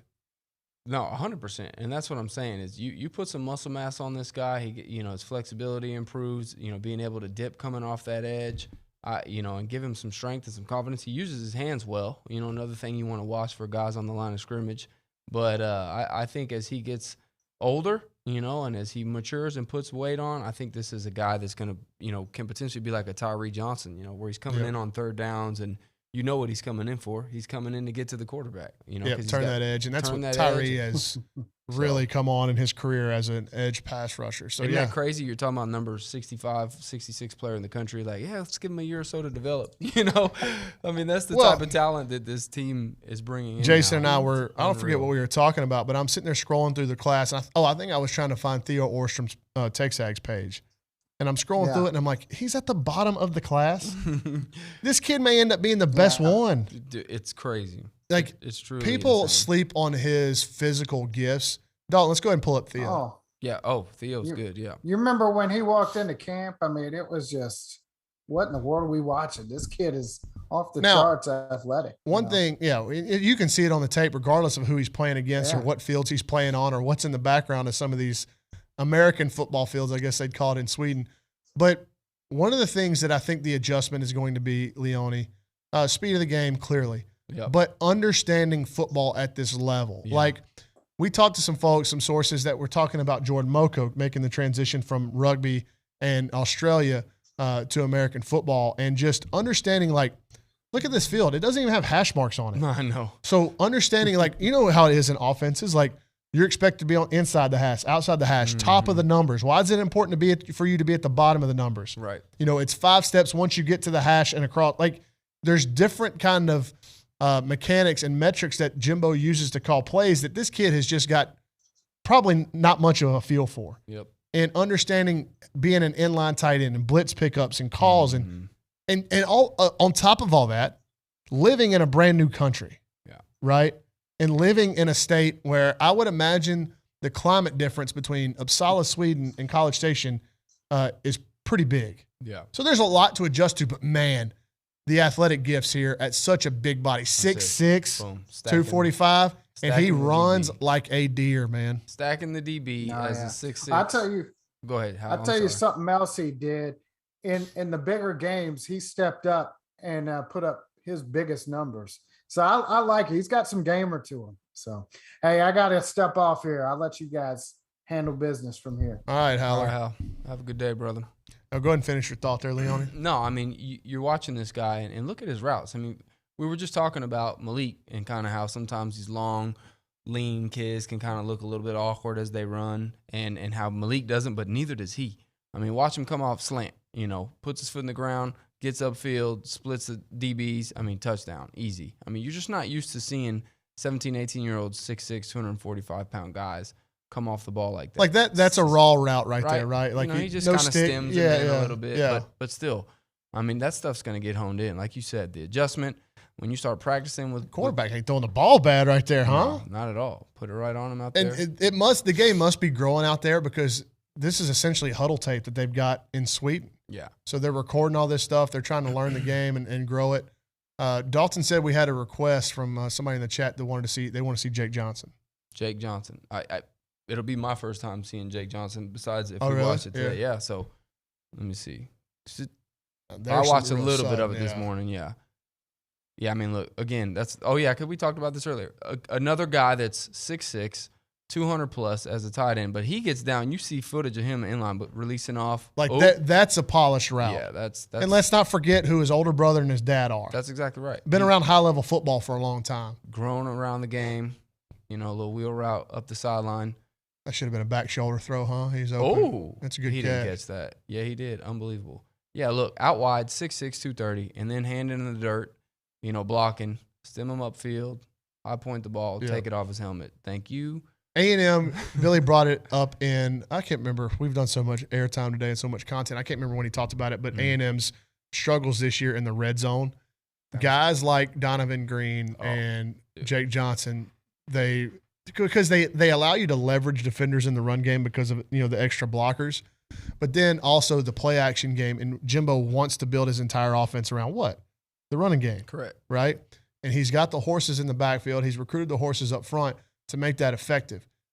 When you do that and you stick the football in the belly of Devon Achane and all those eyes go in there, because if my eyes aren't right with Devon Achane, it's a house call because we ain't catching him, right? Right. So we start cheating a little bit more, and that's when these guys at a position like tight end where there's going to be some turnover on the roster, Jake Johnson, Donovan Green going to have a chance to come in, and that's where they slip by defenders. And it helps them. As young tight ends, that running game helps them. Like, you don't want them having to make a bunch of tough reads on zones. Like, if a guy will run out of a zone and make it really easy for you to know where you're supposed to sit because the running game's so good, it helps you. But here's the other aspect of why that all feeds each other so well, right? Is the tight end, instead of having just Jalen out there with Max Wright. Look, Max Wright plays his heart out. He's a good player. He'll be on the field next year. He'll be on the Promise field. you, yeah. But these guys are a different level. I mean, these are number one players in the country at their position. And they're recruited at tight end. At that position, it's what they're used to. So you got Jalen this year in at tight end, and we're in the red zone. Well, they're doubling him up. They're going to probably bracket him, and you're taking away.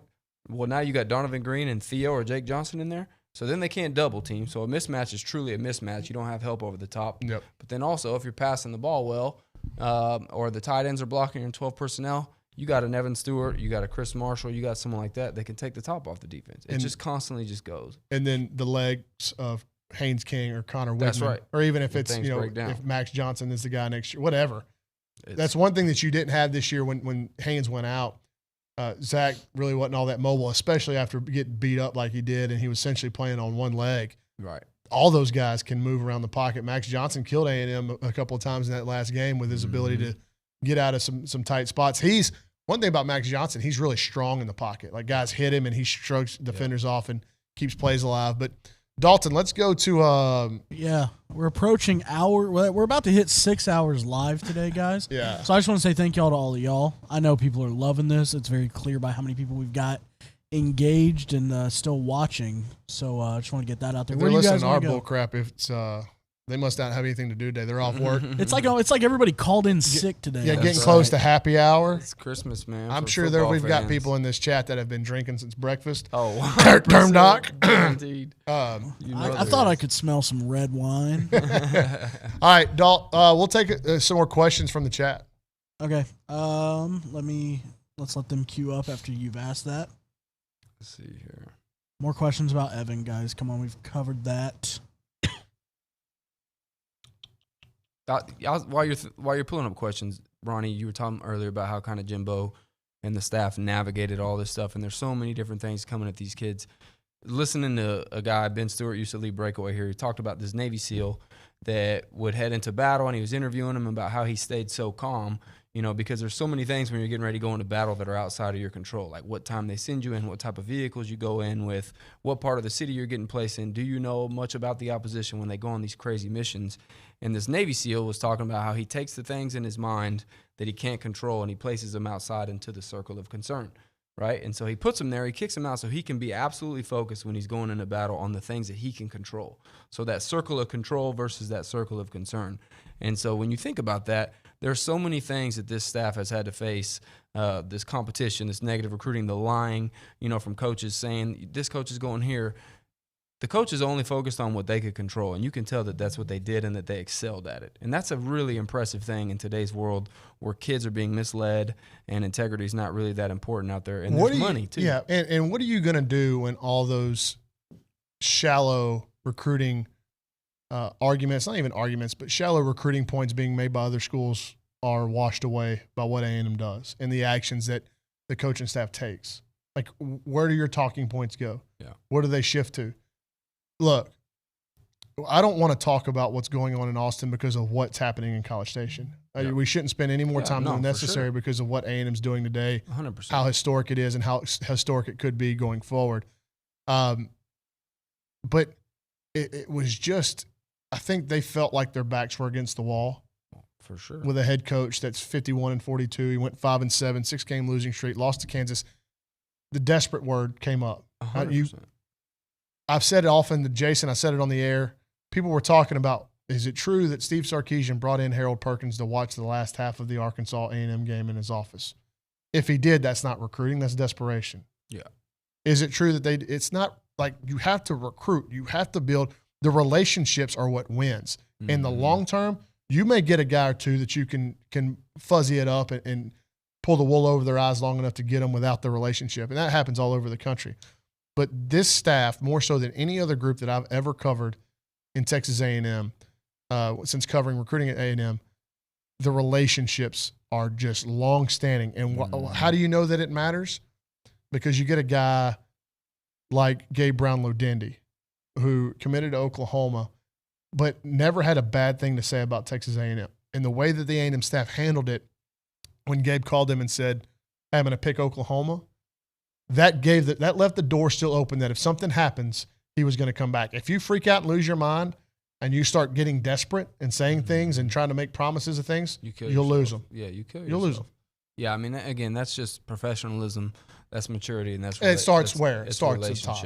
It starts at the top. And, man, listen, signed here in 02 under Slocum. Y'all know I'm as passionate about everybody following this stuff, and Bronny and Hal, and you guys make it so much more fun. Luch, this is amazing, man. This is, as a former player, as someone that feels like they got a part of the program in their heart, I just couldn't be more excited for the staff because of the amount of time they've put in, and I'm really excited for this team because I think that this class combined with last and even the one before that, this is a nucleus for a national championship. Period. One of the things that, and I'm sure you got this too when you were doing this job, one of the things that I get asked the most is like, how much of what you know do you report? So what you've seen nationally today has been crazy. Mm-hmm. And it started really with the coaching carousel. But what you've seen on National Signing Day it's been the wildest signing day I can ever remember. Yeah. And that's what you see. Imagine what's going on behind the scenes, the stuff you don't see. Right. What Billy Liucci could do to make himself where he never had to work a day again is what? Do you know? Write a book. Yeah. Oh, yeah. No, for sure. Guys that have been in the game with the skins on the wall as long as Billy has, if he chooses to write a book, a tell-all, it'd be a national bestseller. Yeah. The stuff that you hear, whether it's true or not true, there's going to be – some of those are going to be true. Mm-hmm. And just if you could have just documented the stories from when he got in it and you could just go by recruiting battle by recruiting battle and say what really happened. About behind the scenes. Yeah. Dude, it's incredible. And, like, a lot of it is not as shady or, under the table as you may think. Some of it really is A&M has gotten kids before because the kid came on campus and fell in love with a girl. Mm-hmm. That's happened. Yeah. Like, I know it's happened. There's so many crazy reasons that go into the decisions or not choosing. A&M had a kid choose because of the food. It was the best food he ate on any of his visits. This was back when someone was here. That would have been me. Straight food-based decision. Dude, you know who I heard can eat the most on the team? They say Layden Robinson's plate. Dude, they say it's incredible. Like it's almost like unhuman. All right, guys, I got a question for you, and I've got the highlights ready to click because I think I know Bronny's answer. Bronny, which linebacker do you think makes the earliest impact in this class? He has to be signed. Martrell Harris. Yeah. It's Martrell Harris. No Did you get to talk about him? That's your area, man. I did not get to talk about it. Yeah, all right. We might have. We did a little bit because we were talking about him dropping back in pass coverage. We did. But you can see, I mean, like I said, my neighbor coaches this kid. He's been at the Woodlands for a long time.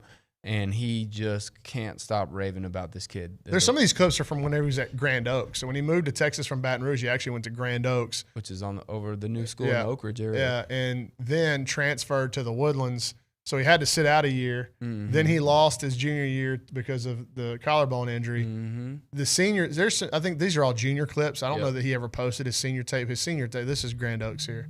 Yeah, the senior tape is going to be the most impressive if he ever. I hunted. I know. He doesn't have it. It's not out there. I was looking for it last night. I was getting texts during their games, dude. Don't even hawk this dude down. Watch him hawk this dude down. Oh, that's him with the ball. That's his 9th grade year at Grand Oaks when he was running the ball. Like, just talked to Jim Rapp, his head coach, last night, and I said, "What are some of the areas that you've seen Martrell mature the most?" Right, and he said, as a junior, before he got hurt, and this was kind of his mentality even as a sophomore, was that he was trying to absolutely run through and detonate everybody, 100%. right? And he said after his injury, he's still like, he's the hardest hitting guy we've ever had. But he said, but he kind of learned Look at him. how your body, your body's got to absorb these hits as well. And so he said he became a more sure tackler with still those highlight reel big hits. And I'll tell you what he had a knack for was getting his hands on the football a lot. Strip sacks, fumble recoveries, interceptions. My first note, dude likes to create turnovers. Yep, and constantly. They played a back-and-forth game against Bridgeland, and I think in week 2 or week 3 of the season, and Bridgeland's up a touchdown. Connor's going crazy, right? They complete a pass. Bridgeland completes a pass. They're up a touchdown. They complete a pass to go across midfield and really set themselves up to ice the game. It's a slant to the other side from Martrell. Martrell chases it down in the middle of the field, tomahawks the ball out. The Woodlands picks it up, heads the other way with a chance, gives himself a chance to tie the game. So making big plays, big turnovers in big moments. This is my most underrated guy in the class is Martrell Harris. I think he's going to come in at 6'3", 225 pounds, and be twitchy as all get out. There are a lot of A&M fans that think I'm blowing smoke. I'm not. I think this kid gets on the field early, and I think especially on special teams with his speed and his tenacity, he runs down there and is an impact player on special teams. No, I mean, listen. From I told you, my neighbor's not an Aggie. He does not like Texas A&M, but he coaches at Woodlands, and he raves about this kid. Yeah. I mean, he said, "I'm telling you, this kid's going to come in and compete. Like he wants to play. Like he's aggressive. He's physical. There's a lot of things about his game, and like you said, he's growing. He's continuing to get big. If he's 6'3", 220 when he gets here." His trainer told me he'll be north of 220 when he gets to camp. That's he's got 6 months, 7 months, correct, to do nothing but eat and lift. lift. We need linebackers. Dude. I mean, this is a big deal to have him come in there, and we'll see how things finish up with. All right, Dalton. What's We're the plan currently here? waiting the decision of Enai White. Oh, and then I got to bounce. I'll watch that come in, see what happens. Is it about to happen? Are we on TV? I got it pulled up on CBS Sports HQ back here. That's where that announcement's happening. It's supposed to be 4 o'clock. They're in a commercial. Okay. Do you want to text Liucci and ask him if he wants to come back over and get on air after Jimbo's press conference? He's not going to be wanting to listen or look at his phone right now. He's going to be listening to Jimbo, and then he's going to be shaking hands or keeping 6 foot social distance away. He only does that from us, Leone. Like he goes across the street. I wish every time that he freaked out about us getting close to him in the office, I could just pull up the post-game shot from CBS after Bama where he's walking across the field and, 40,000 students on the field running around, hugging people. Yeah. Oh, Luch, man, getting it done. So we're waiting right now. Luch I've worked here, he's only gotten more enhanced. Yep. Like the things that make him. Like paranoid? Yeah, the things that make him different, that make him Lucci, have only gotten more enhanced. The phone calls now are just, they're out of control. I wish I could pull up, and the audio would be clear enough for y'all to just hear. I have voicemails of this dude saved from years ago singing. Like, look, May 25th, 11. Lucci, Whoa. Minute 19. Here we go. Like him just calling me, and the voicemail is just him singing. Like he didn't say, "Call me back, let's talk about this." It's just. The one I've been getting a lot is he calls me. He calls me. Hello? I say hello. He goes, "Hey, let me call you back." Yeah. Dude, he did that to me. He did that to me Monday. "Hey, I'm about to order. Let me call you back." And then he won't call you back. No, he won't. No. And, like, bro, or if you can always tell, he'll be mid-conversation with you. And usually this happens most of the time when we're talking about important stuff. And he's talking and then he's going and he's reading something. Oh, he's reading or texting. Like it's clear as day. No doubt. That brain can't work on 2 things at once. He's got to be focused.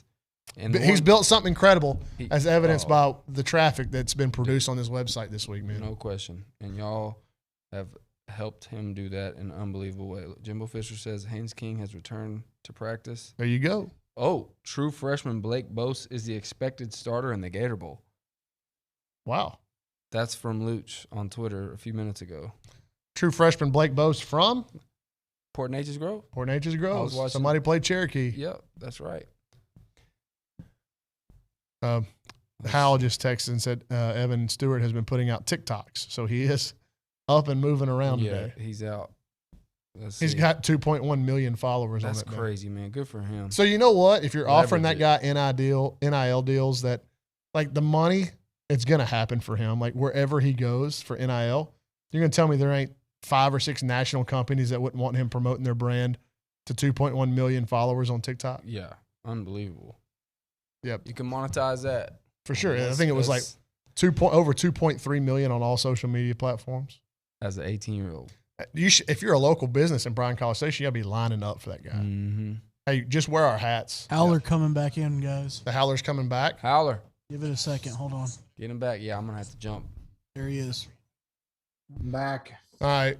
Well, Hal, Leone's about to get out of here, so we'll make the All right. transition. Yep. Hal, good work, brother. You're killing it up there, man. It's good talking with you. Hey, absolutely. Anytime. All right. Always a pleasure. Yes, sir. Y'all have a Merry Christmas. Leone, Bronny, you're my guy, you're a dude. good man. Take dude. care, brother. Keep killing Yep. it. Appreciate you guys having me There you on. Y'all go. have a good one. Everybody, as we watch Brandon Leone exit, be careful on the road, dude.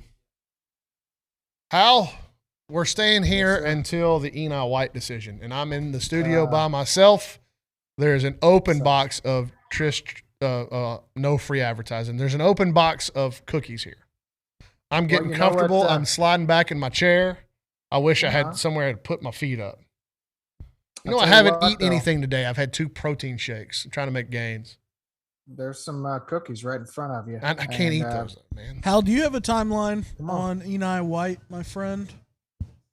Well, his ceremony is supposed to start at 4, according to I think it's the Imhotep ceremony starts at 4, and I believe he's announcing on CBS Sports at.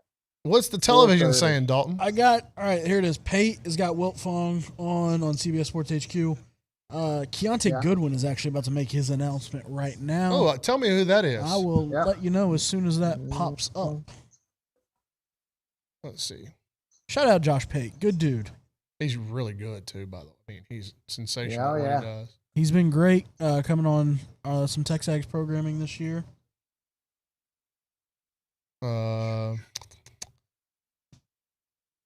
Let's see. I was going to see if, signing with my brothers at Imhotep Charter School, 5 o'clock. I mean, it's Eastern. So But, nothing's yeah, I changed. Hey, let's talk about signing day surprises here, Hal. Okay. I don't really care about what happened in Austin, but some of the guys that we've covered for a while made decisions. I saw that Justin Medlock ended up signing with Utah. No, I didn't know that. I hadn't. Is that seen right? one yet. I That have is to look. nice. Yeah, that's a great get for Utah because he was committed to Miami, Yeah. or he was committed to Miami for a long time, and I guess the coaching changed Yeah. there. Well, he reopened right after Diaz, I think, was let go. And Let me check and make sure that's yeah. right. Manville linebacker. Was that Justin or Jace? I know Jace was also his brother was. I think that's his brother. Was also looking around. Let's see. He didn't have anything on his Twitter. But I thought I was scrolling through earlier and saw that he had committed to Utah. That's a kid that me and you both really liked. Injuries. Yeah. Yep. Committed to Utah. I don't know if he signed, but the report I'm seeing says committed. So I'm assuming he signed. What a day. Yeah. I know. It's been crazy. You see, DJ Campbell dropped a top 2 today. Texas and who? Oklahoma. Texas and Oklahoma. So USC's out and Bama's out. Yeah. Wow. That's pretty incredible that USC dropped out of that because Bill Bedenbaugh had to have been a huge part of that recruitment. When people were talking about them really making a run, and that was he was interested in them when Helton was there. So, I mean, he liked USC. So, I'm a bit surprised that didn't materialize for more than it did. What else? Top players in the state. Let's go through our rankings here and. Well, Amani Winfield still got an announcement. He should be announcing sometime here pretty soon. You think that's Michigan State? Goodwin I to don't know, Kentucky, man. gentlemen. Goodwin stuck with Kentucky. And I also I've heard Winfield's got Texas and Michigan State, and I'm hearing a dark horse maybe slipping in there. So would it be a dark horse in the Metroplex? There it is. There it is. Armani Winfield to Baylor. Wow. Good get for the Bears. Yeah. And I'll tell you who else had a really good get last night, and I tweeted about it. H-Time? Yes. Dana Holgerson getting Matthew Golden. Oh, That's that a was huge get for U of H. That kid can ball. When they picked up Demetrius Hunter yesterday too. Yeah. I really like that. Those are solid gets. And Matthew Golden's he's a good get for anybody. Yeah. That's not just a good Houston get. That's if he could have signed pretty much anywhere. Yep. Yeah, that's a ball player. Amari Abor, got anything on him? I think he's holding off to the Under Armour game unless he changed his mind. But that's looking like Ohio State. It sounded like Texas may have been trying to make a push in there today. But Ohio State's kind of been the team to beat for a little bit there. I'm marking these guys that have just committed. I'm marking Armani Winfield and Justin Medlock. We always like to keep our rankings as up to date as possible. We got some folks pulling into the office. I'm guessing Jimbo's presser is over, Dalton. Correct. Yeah. Billy Liucci has reported that he will be back on the show here in a little bit.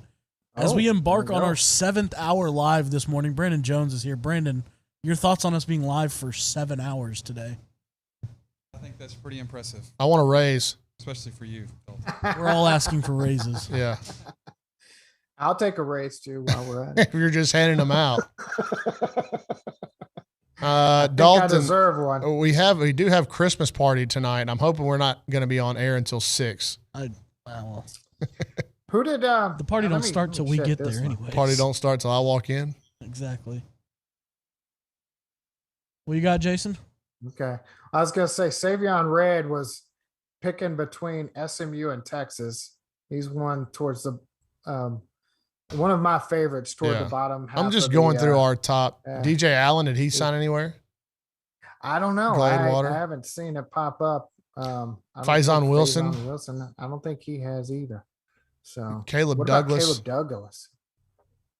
Did I see where he made a decision? He may have been. I know he was committed to Baylor at one point. He may be waiting. In fact, he did. He told me he was going to wait at Houston Touchdown Club. That's right. You know what? I think Florida's coming on. See, I'd heard Texas was also coming in for him too. And he's got some. He's going to have some options. It looks like. Did we not update Anthony Holmes? I thought he picked a home. Well, he decommitted from Virginia. Yep. And I think Baylor and TCU were really hard after him. He may be waiting as well. Looks like he is waiting. But most of our top 100, DK Friend picked U of H. I can update that. Okay. Houston Thomas. You can update that, UTSA. And what about Van Wells? I think he signed with Lafayette. Did he not, or did he decommit? Well, he decommitted. Okay. Earlier. Let's check. But that's a kid that I could see his stock really rising in this second window. Absolutely. That's one of those guys that we loved at camps. He was just a little, undersized. And I think in years past, that would have been a guy that A&M would have gobbled up early and just been content to keep in their class. But yeah, let's see. Let's see what Van did. Van is not committed. Mm-hmm. Well, Billy is in the building. Uh-oh. Is there any update on Enai White, Dalton? So Keontae Goodwin did his announcement. They took a break. They're still in a break. We're going to get this done. Still in a break. I could use a nap, man.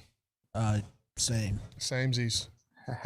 What's for dinner? Anybody know what's for dinner? I heard it was Cuban roast pork. Ooh, I bet I could eat about a cubic ton of that.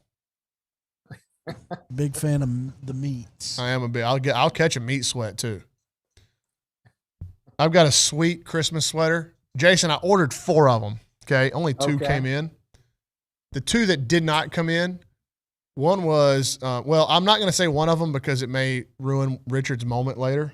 So I'll leave that. But the other one was an abominable snowman that was like giving you a present. It was awesome. And then I got a Sandlot one that says "You're killing me" Smalls on it with Porter, Evan Porter. Okay. Not Evan. Your Porter. What's his name? abominable snowman comment got me thinking about something Hunter Herb's coach told me today. Okay. We were talking about Man Bun Herb, and he Yeah, goes, "Yeah, Man Bun Herb is like he's a sophisticated guy. He'll have a cup of coffee with you, and then he'll let his hair down and he'll just put you in the dirt." And he goes, "My daughter, for the first time, saw Hunter without his man bun at a radio deal they had going on there at Eaton, and she looks at him and goes, 'Dad, there's a bear over there.'" He goes, "Yeah, he is. He's different." Hey, I do want to shout out Olin Buchanan. We didn't have much faith in him, Billy, taking pictures and updating and doing technology things. To teach him. We did teach him, and he did it. Olin came through. Shout out OB. Trip down to Humble, got the job done, and I'm sure the story is going to be great that he's going to write about Cam Dewberry and just kind of continuing that legacy on the I'll O-line. put my earphones in, right, when we have this recruiting show, signing day. Dude, we've run out of stuff to talk about. I hear Hal go, and she says, "Dad, there's a bear out there." It's like I walked in on the middle of like some kind of stand-up. Hey, we have been just right. We took questions, just kind of waiting on Enai White's announcement. It was a cute anecdote from Hunter Herb's coach. Okay. Do you have anything that you Herb, took man. away from Jimbo? You just came back. It sounds like he's still hard at work. Yeah. I mean, I haven't read anything. he said he did say that Haynes King returned to practice and that Blake Bose is starter for the bowl game. Look, I think if Haynes, I said it from day one, from the day Calzada went in the portal, Haynes is going to practice, and if he holds up and looks good, I think he'll play. But I don't think that's a guarantee. That's my opinion. I guess this is as good a time as any to ask. I mean, we haven't seen any. They started practice, and we haven't seen anything from Watermeyer or Spiller. I'm assuming they're practicing. I don't know. Do we know that? No, Isaiah's not. Oh, And yeah, Isaiah he opted announced. He out. announced. Yeah, that's right. I fully expect that, like Watermeyer and Kenyon won't. That they'll. My expectation. Kenyon, that's what I is- meant for Isaiah. Yeah, my expectation is that they'll opt out and not play. Particularly Jalen. I think his mind had been made up for a while, and that's just, again, that's not done or anything like that. But I don't think that's a well-kept secret that was kind of the expectation. Mm-hmm. The hot button topic across the country today has been coaches talking about how this NIL has affected the first recruiting cycle, and you're having the coaches explain things one way, and the response is typically being, "Dude, aren't you being paid millions and millions of dollars, and you get paid when you leave schools, and you get paid to come schools and get out of contracts and all that kind of stuff." We knew this whenever this went into practice, that it was going to change college football recruiting for as long as they were going to let it go as it stood with the protocols or the lack thereof. You can blame the place. coaches, and you can try to say that they get paid a lot, and no one. I don't think that what they're trying to articulate is that players should not get paid, and that's what they're going to twist it at, and that's what the media will do to try to make someone look bad that's trying to say something completely different than that, and they'll turn it on them to make them look bad. But I think what they're trying to say is this thing is completely out of control. This is not at all what it was intended to be. Right. And it is just open bidding. We go back all the way to how it started. It was LeBron James sitting in a room saying, "We're going to do this stuff, and then you guys figure out how to do it. This is our idea. We want our face on it. Okay, bye." Yep. And this is what it's turned into with no regulation, no protocol. And if it's not in with it, consistent right. across states, it's the stupidest thing in history. And I say that, and we're doing NIL interviews. Well, I still sure, think the whole concept is stupid to have it across the board unregulated. And what it's created is it has created, I can't imagine the number of recruits that have just said, "Hey, well, what's in it for me? What do I get?" What can we it's do? boosters making roster decisions. Yeah. Yeah. And it's not. I don't I'm not a fan. There's just they got to step in and regulate it on some level. I like the fact that we don't know how much. It hasn't even been hinted at how much the A&M players made. Yeah, I think that's right. That's proper. But you also have to remember a lot of these and I think for the A&M guys, a lot of the NIL things that have happened have been like with players through their marketing people and branding people. Like, you know, when you see these big signings that these certain players are doing, I like the Spencer Rattler one before the season and stuff where he got 6 figures for one signing, or, you know, and these guys like Bryce Young, when Nick Saban said he made $1 million, I think that had way more to do with entities outside of Tuscaloosa, Alabama, and even the Alabama alumni base. I think that has to do with, like, I'm making up things here, like Panini autographs and memorabilia and merch, and I think that's where some of these guys are making the real money. But again, it's just they didn't do anything about it and just let it go. So yeah, it's going to be a big talking point this week for sure. Nabou was getting roasted on Twitter about his comments, and kind of funny. Nabou put his foot in his mouth better than anybody. He's a limber SOB. Well, yeah. Well, there's a what do you call him? Catfish face. Who? Sark? Yeah. Yeah. Catfish head. Yeah. Oh.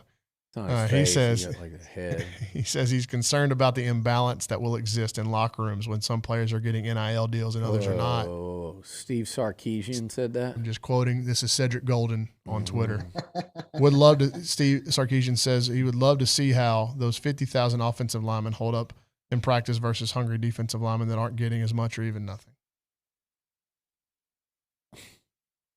I don't even understand. Now that second sentence may not be the quote, but the way it reads, the tweet reads like Steve Sarkisian says, and then it's a bunch of stuff after it.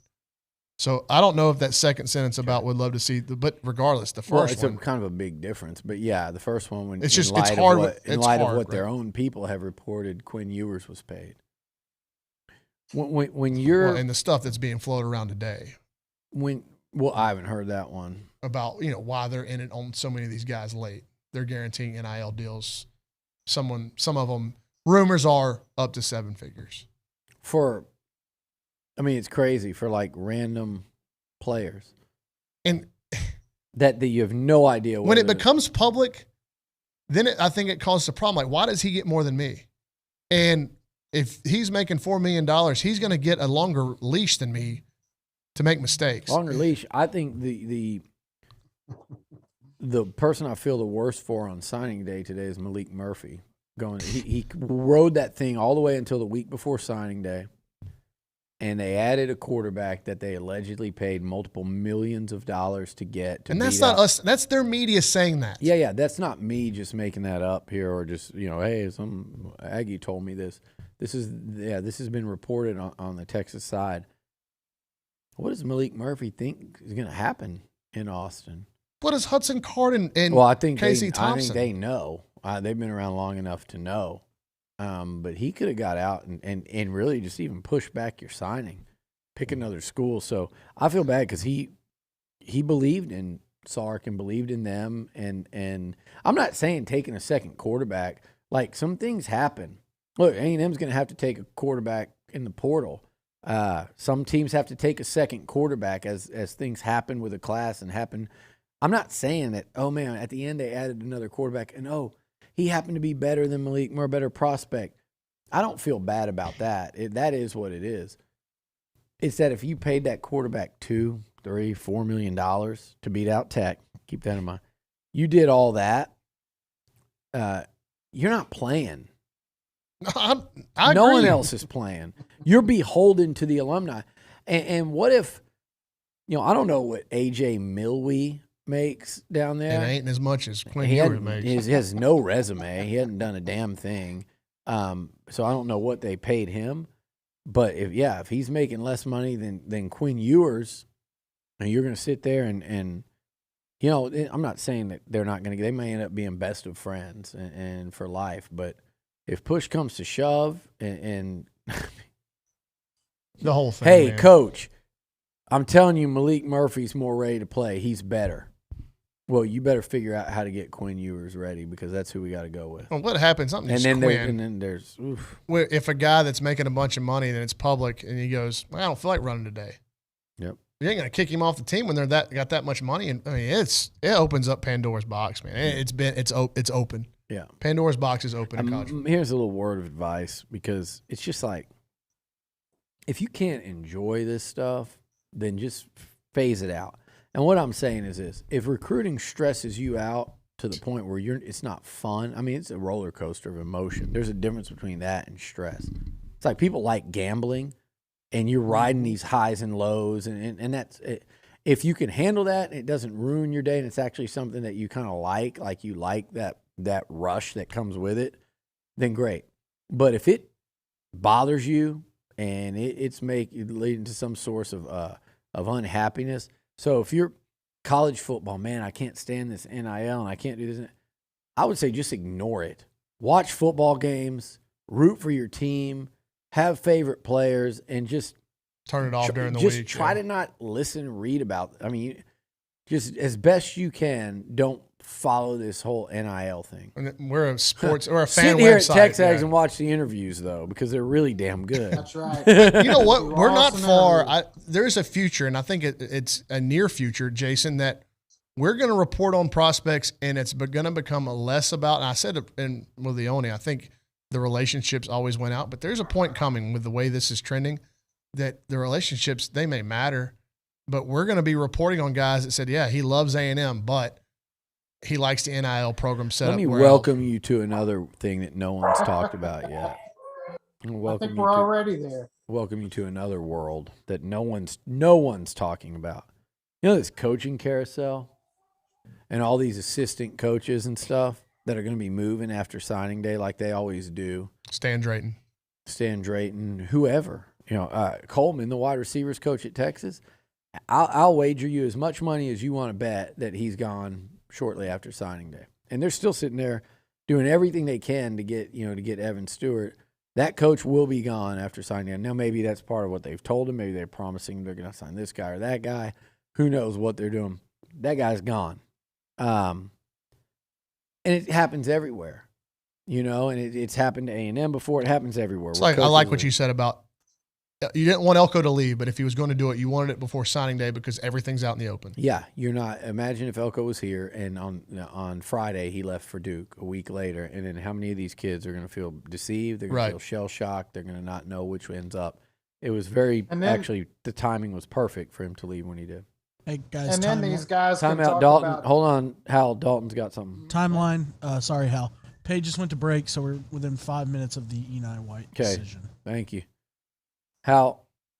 But yeah, then these kids can get out of the letters. Exactly.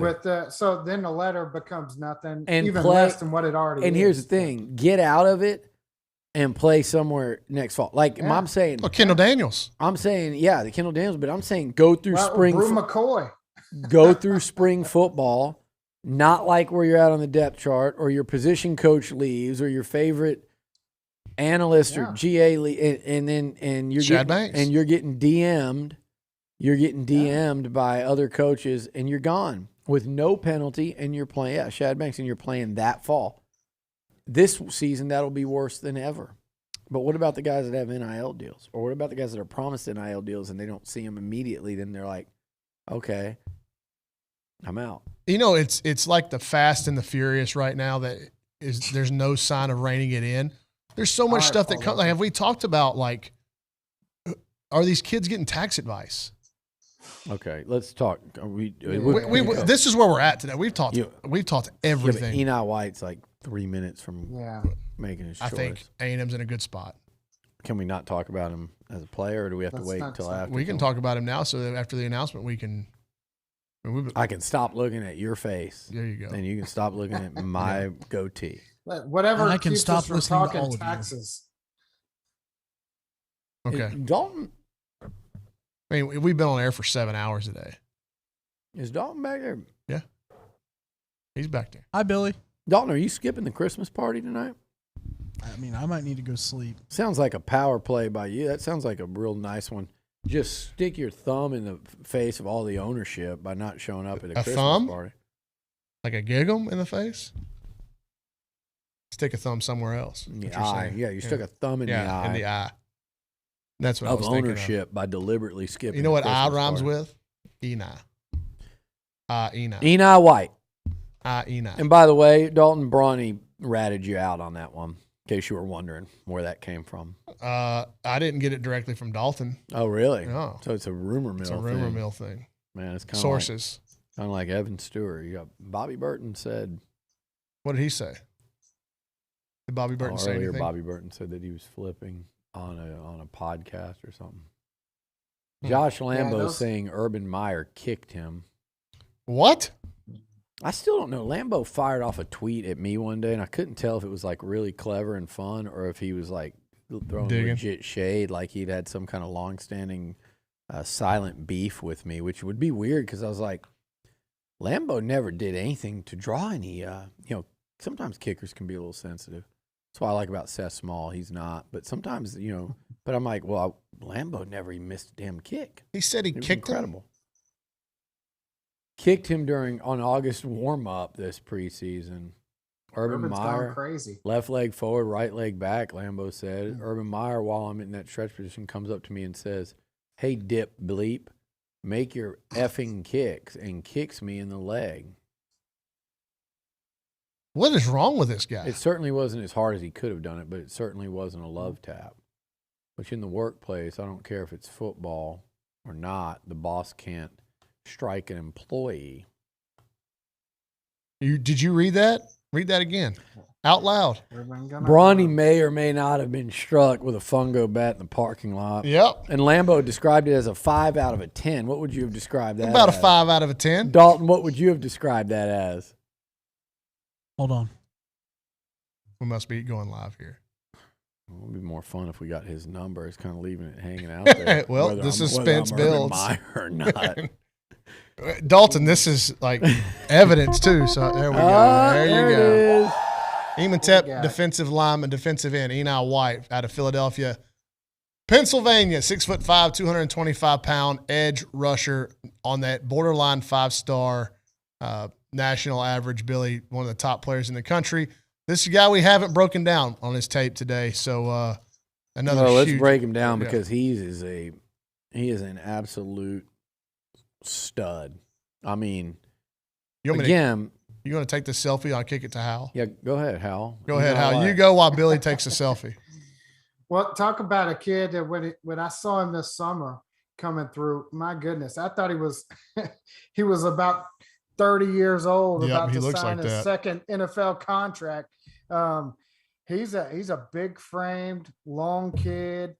Comes off the edge with just explosive as all get out. Can play, can stand up, come out of the two, or put his hand in the dirt, and he's just a terror off the edge. But he's not just a pure pass rusher though. He can do multiple different things there, and play some strong as well as be your edge rusher. So he brings some versatility, and I could even see him standing up and dropping into coverage in certain situations. He just brings a complete package to the defense there. Go, Luch, because I got to get all this these All tweets right, and stuff good one. out. Enai White. There we go. I think we forget. Like I've been saying this for a few days now, for a few weeks. He's a top 40 player nationally. Yeah. He's one of the higher rated A&M defensive line signees since I've been doing this. He picked A&M over Alabama, Florida, Georgia, and Ohio State. He is in a normal year, he would compete to be the highest rated guy that you sign. There are probably some top 10 classes in college football where Enai White would be the highest rated guy you sign. I don't want folks to not understand what a big deal guys like him, Malik Sylla, and Anthony Lucas are along the D-line. It's absolutely incredible what Elijah Robinson and Terry Price have done. And to do this without, like we talked about, with Mike Elko at Duke, having left, there was so much angst and hand-wringing when Elko left. there was so much celebrating on the other side, like the fall of Rome. But yet A&M's not Rome because everybody loves to point out how A&M hasn't done it yet. But it felt like it was the fall of Rome on Twitter because Mike Elko left. And Elko gets a lot of credit for A&M putting together this class, by the way. But Mike Elko, I think, if you would have talked to him, would have said they're going to hold all this together because the foundation is rooted very strongly. You look at him, man, and he's at 6'5", 225. He plays a game like Jason said. He's really good against the run, and he's lethal off the edge. And one thing A&M has really lacked is that, again, Tyree Johnson was kind of the one guy that's really brought that since the Miles Deshaun Hall tandem, is just that long. Landis Durham led the SEC in sacks one year, and it was a really impressive feat. But just those were a lot of those, and I'm not saying this as a knock. A lot of those were effort sacks. I wish everybody played with his effort, but a lot of those were just keep fighting. Quarterback tries to scramble, he got him. These are guys. Enai White's one of these guys that can, you can line up kind of like you saw with Michael Clemens against LSU, where you go, there's going to be Saturdays where he could end up developing into that kind of guy where you go, they can't block him. Well, and you mentioned the LSU DNs and that lineage. That's what these guys remind you of. Going forward, the opposing offensive line, they're going to have to go, our 5 are going to have to block their 4. So one of these guys gets a double team, and the rest of them are singled up. Pick your poison. Yep. Pick your poison because they can all flat out get after the quarterback, Jason. Oh, yeah. This just puts the cherry on top of that defensive line class, at least for the early period. My God. This is, I can't properly express it. I think I've said historical. I know Billy said the same thing. This is different level D-line recruiting. I don't know if Alabama's recruited a D-line class in one single year like this. Meanwhile, it's funny. Texas adds an O-line and A&M adds another D-line. They got Malik Agba. So I'll tell you this. Like I said earlier, is that their 6th offensive lineman? 5th. Doesn't matter. And A&M now, correct. They're done on the D-line. They got them all right. Or is there one? Shamar. Shamar. Shamar Stewart. Don't sleep on Shamar. Or whatever. He's player in the whole country to sign later. But they're at 6 right now. Mm-hmm. Give me your 6 versus their 6, or your 6 versus our 6, and I'll take this 6-pack. I'll mix in a little Shamar and Tumisha, a couple other 5-stars. They obviously signed other guys last year as well, but I'm saying I'll in 2 classes, Ron Brauninger, what they've signed now are Shamar. They signed 5-star / borderline 5, and we mean on the borderline. We don't mean like they've signed 8 of them, dude, or 7. Jaden Scarlett isn't ranked as high, and we like that signing, but he's not ranked as high. So they've signed 7 guys in back-to-back classes. They've signed 7 that are either 5-star or what you would call very high 4. All right, so we're about to get off air. What is there still to look forward to tonight? I know Smoke Buoy should be happening in about an hour. And Mark Groves Killebrew. Do we have a time on that? I think in about an hour as well. I think around the same time. So 2 Georgia guys. He had some school Still keeping obligations. an eye out on Evan Stewart. Evan Stewart could do something at any time. Again, I didn't get a sense of panic at all. It may go at 2 o'clock in the morning. Yeah, it might go tomorrow. Yeah. He may put it out there on a TikTok randomly. Who knows? Yeah. So you've got Smoke, you've got Groves Killebrew, MGK, and then you've got I think Evan would be next, and then you've got Denver Harris on Saturday. So those are the guys you're watching. Feel great about 2. Feel good about the other 2. I do. I really do. Any kind of report coming out of Georgia that Smoke Buoy, we 1,000% believe he's signing with A&M in an hour. Yes, I do. Nothing to worry about. I do Okay. too. All right. Thank you, Felt Billy. that way since last night. We both have. Thank you, Billy. Thank you, Jason, for getting off the road and pleasure. dealing. I'm glad you're okay after your fender bender. Yeah. Thank you a ton to Dalton, Richard, Jamie, everybody in the back that stuck with us. All you guys watching on YouTube and on the site, we very much appreciate you joining us. Still some more fireworks potentially to go today and through the weekend. Keep it locked on TexAgs.com. Thank you to Academy again, Billy. Oh yeah, presenting tremendous sponsor. sponsor, and hopefully a lot of people watched, a lot of people tuned in, a lot of people saw that logo, and a lot of people heard us talking. A lot of people go shop at Academy this weekend. Go celebrate this signing day. Go buy yourself. I've got to go buy Christmas presents. That's where I'm going. Perfect. Going to Academy. So it worked. Yep, I like worked it. well. There you All go. right. Thank you guys so much. We will back on air tomorrow morning, TexAgs Radio.